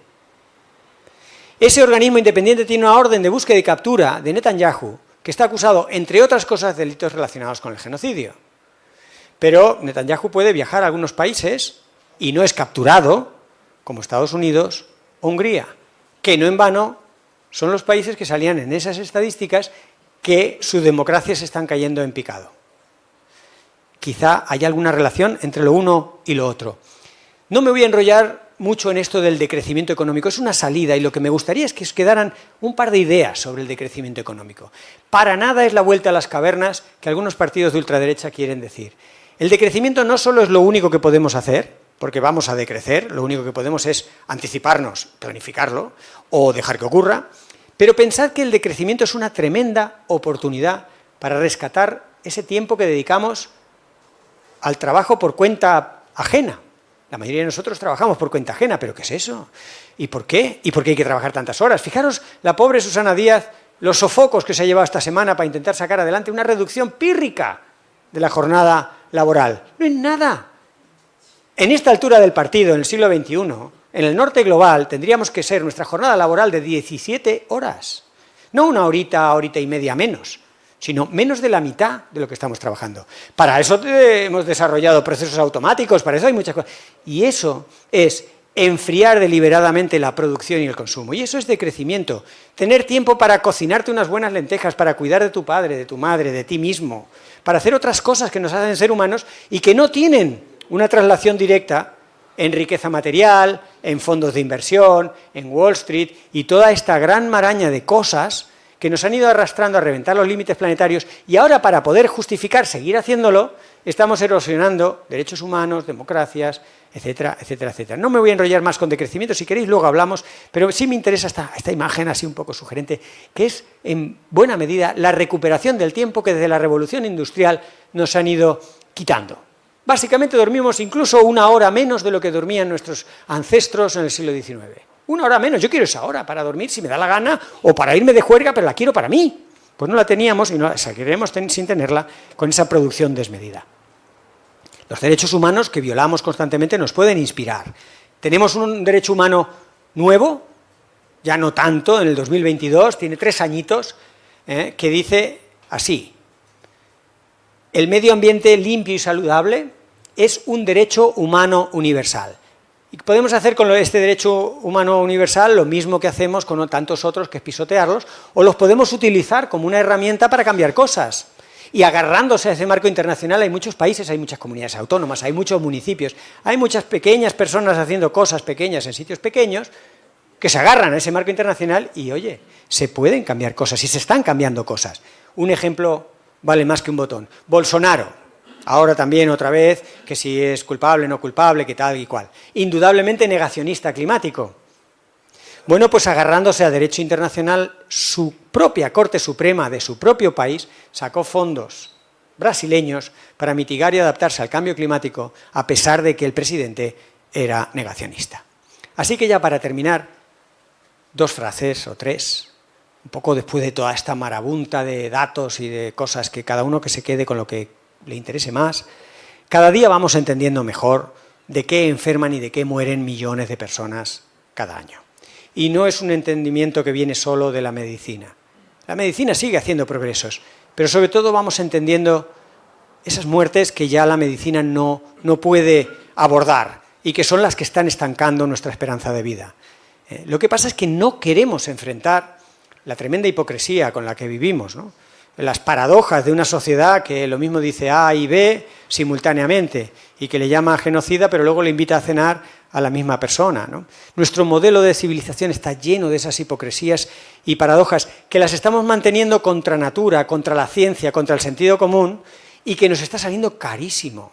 Y por poner un ejemplo de lo caro que sale, BlackRock, ya sabéis, la principal entidad financiera del mundo, acaba de tener una pérdida de 340.000 millones de dólares por alejarse de la senda ambiental que tenía hasta la subida al poder Donald Trump. O sea, a esa entidad financiera le está costando dinero alejarse de la senda ambiental. O sea que incluso en términos económicos, financieros, también te sale caro agarrarte a esta sociedad tan tóxica para nosotros y para los demás habitantes del planeta.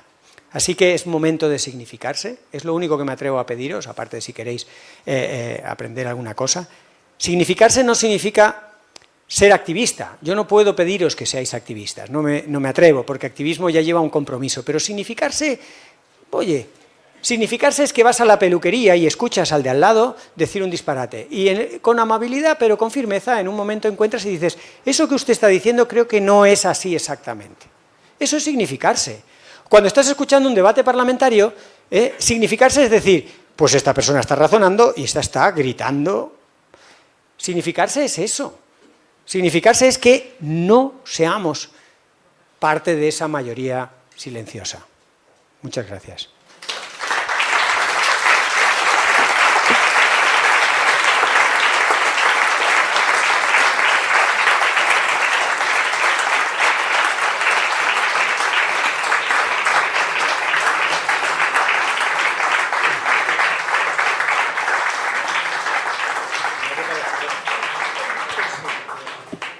Muchas gracias, Fernando. Tendríamos una o dos preguntas, si alguien quiere comentar o hacer alguna pregunta. Sí, adelante.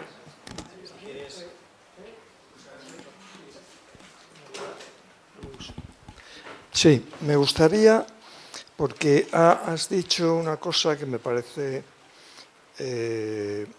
muy importante y es cómo el retroceso democrático está produciendo incomprensión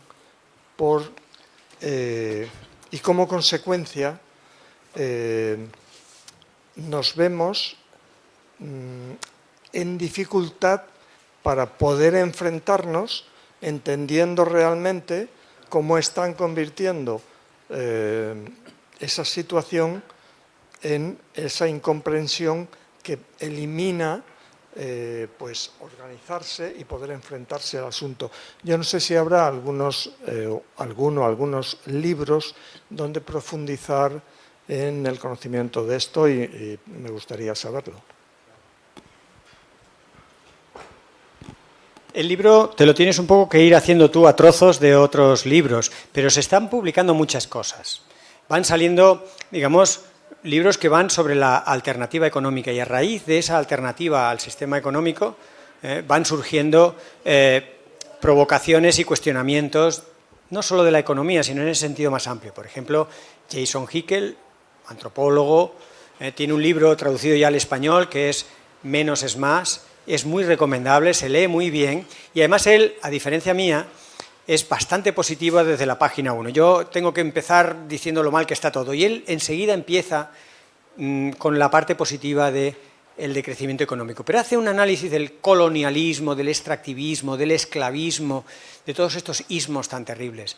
Hay muchos más libros, pero, por ejemplo, yo voy a sortear uno, La recivilización, que lleva por nombre precisamente eso, ¿no? La idea muy pretenciosa, muy ingenua, si quieres, de cómo nos podríamos recivilizar. Y el libro tiene una primera parte de diagnóstico, tiene una parte un poco de análisis de por qué, pero por qué si el diagnóstico es así no avanzamos, y después tiene una parte de apuntar por dónde pueden ir algunas de las soluciones. En ese mismo libro tienes 300 referencias, de las cosas que te hayan llamado la atención puedes ir tirando del hilo. Hay otro libro que se llama The Power of People, no sé cómo andas en inglés, pero se entienden también bastante bien. El poder de la gente, posiblemente lo traduzcan pronto. Creo que es muy saludable, bueno, ya se ha terminado el verano, pero siempre recomiendo en verano leer algún anarquista. El verano es un momento de anarquismo. Es un momento en el que se deshacen hay gente que incluso va desnudo, no solo por la casa, sino por la playa. Es un momento de pensar diferente. Es momento de leer a un anarquista. Y hay anarquistas fascinantes que dicen unas cosas radicales que te quedas así temblando diciendo, uff, yo en septiembre ya no puedo decir estas cosas, pero estamos en agosto, en septiembre. En fin, el anarquismo rompe muchos clichés. Es que creo que hay que romper un poco el pensamiento que nos arrastra y que intentamos defender lo que nos han enseñado, lo que hemos dado por hecho. Y hay que salir también del marco de la culpabilidad. Nos sentimos enseguida parte de un sistema que falla y entonces todos tenemos una... Hablemos más que de culpa, que es muy judeocristiano, hablemos más de responsabilidades, tiremos y busquemos pensamientos, miradas muy diferentes. Y hay literatura, pero la tienes que ir un poco pescando. Y hay, yo te doy algunas. Si me queréis seguir en redes, aquí hay alguno que me sigue para bien o para mal. Periódicamente voy dando piezas, ¿no? Doy más de lo mío, que es ecología y cambio climático, pero doy de vez en cuando cosas más económicas, sociales, políticas, porque, como veis, yo lo veo muy conectado todo. Ahí tenéis alguna clave, La salud de la humanidad es mi proyecto, si me buscáis por ahí. ¿Una pregunta más? Sí. Sí. Te doy... No, yo creo que tengo una voz potente. Como ex profesora. Vamos a ver, yo no sé, creo que has salvado un poco la figura del científico. Como cuando has dicho esto de cómo hemos de luchar, o has dicho que los políticos, los gobiernos no tienen asesoramiento científico. O no le hacen caso, ¿no? No lo tienen o no lo hacen caso. Pero yo el problema que veo es que las empresas, las multinacionales, las importantes, son las que mueven al fin de cabo el mundo y claro. Si te pones en el sur global, pues ya lo zarandean directamente.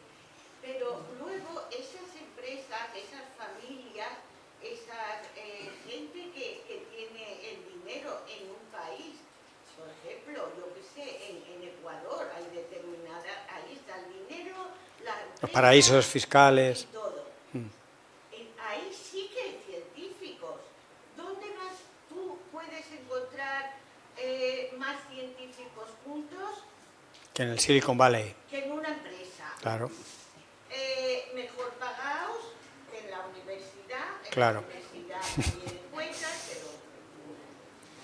pero los mejores están en las empresas. Entonces, ¿qué están haciendo los científicos? Porque los demás, de acuerdo, somos una masa silenciosa, pero yo tampoco veo que en este momento haya una ciencia justa, una ciencia...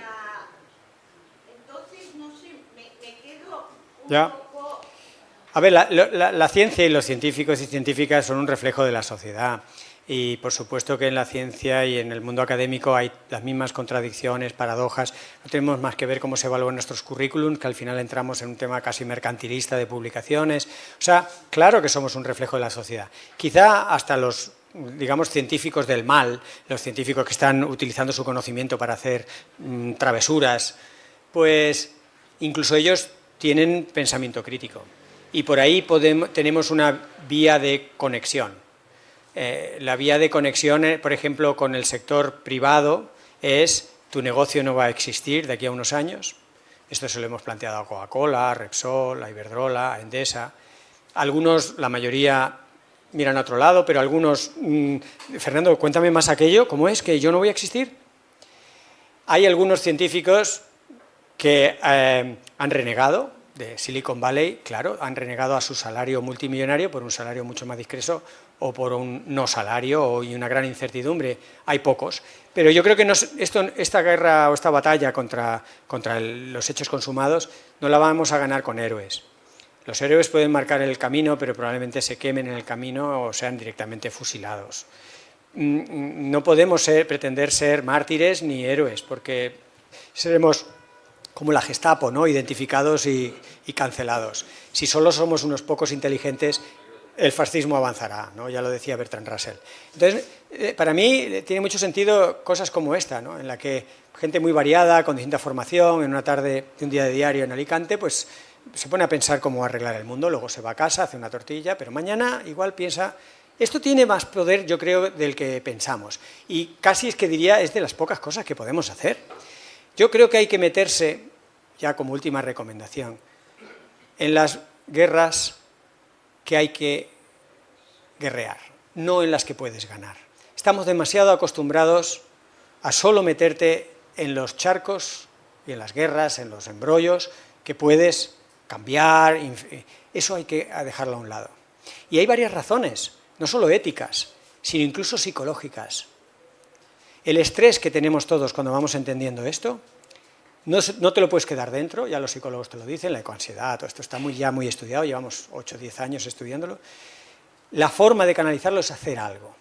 Y el toque para que ese algo no te queme, cuando entran, por ejemplo, los jóvenes en un movimiento, un activismo, sea por feminismo, sea por medio ambiente, sea por política, los jóvenes son muy vulnerables porque tienen un cableado emocional más pequeño por edad y corren el riesgo de quemarse, de cargarse de idealismo y al año siguiente petar y dan un bandazo o directamente se suicidan, como estamos viendo las terribles estadísticas de la juventud. Creo que tenemos que acompañar a los jóvenes y acompañarnos a nosotros mismos a meternos en las guerras que hay que guerrear por el mero hecho de estar ahí y alimentarte del sentido que le da hacer lo que toca hacer.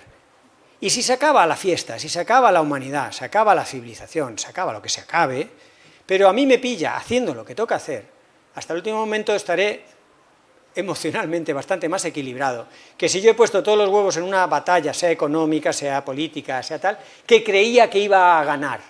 Como todos esos jóvenes, el 43% de los jóvenes del mundo, que votan una dictadura militar porque creen que un gobierno con bravura es lo que nos va a sacar del aprieto.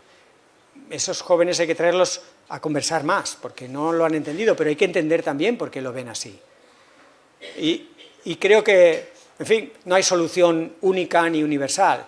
Y hay piezas que muestran cómo la ciudadanía de muchos sitios remotos va empezando a apuntar en direcciones parecidas. Para mí ahí radica ese punto de esperanza, pero no quiero ponerle demasiado peso a la esperanza, porque ya sabéis que esperanza viene de esperar.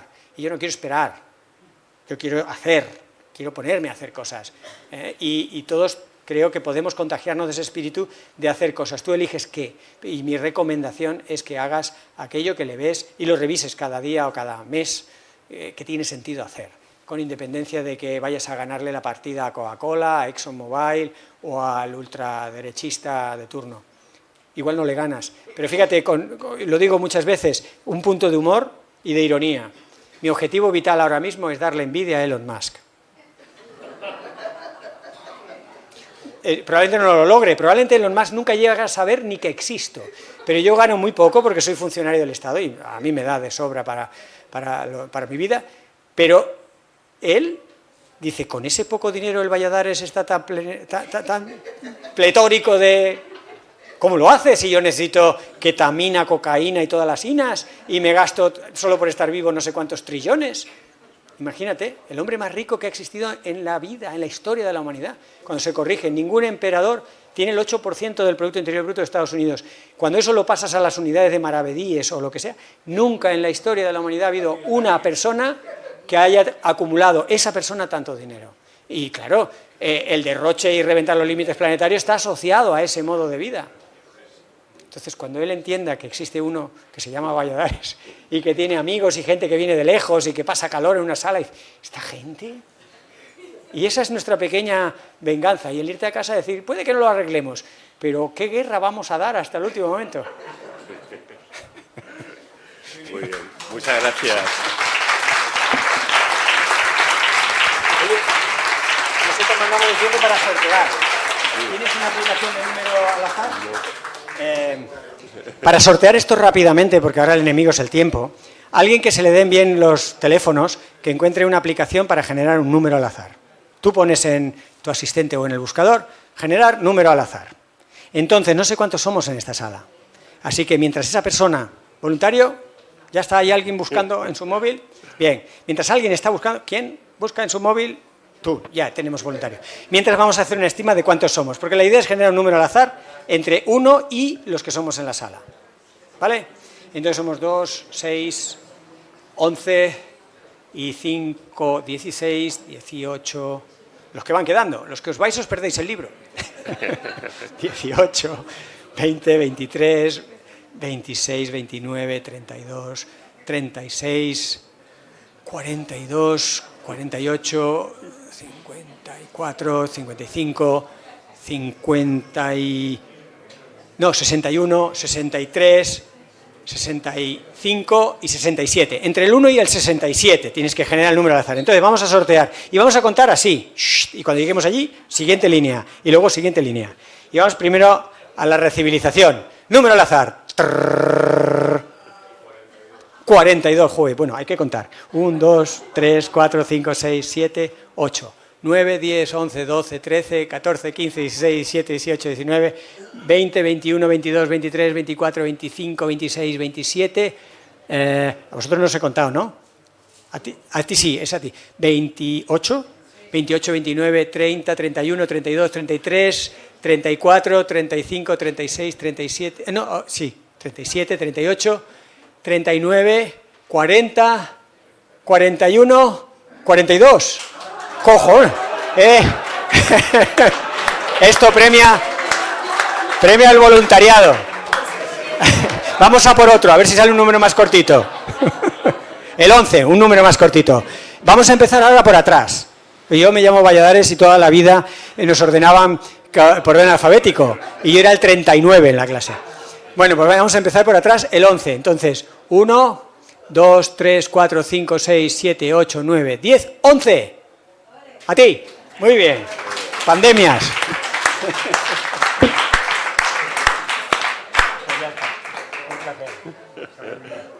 Muy bien.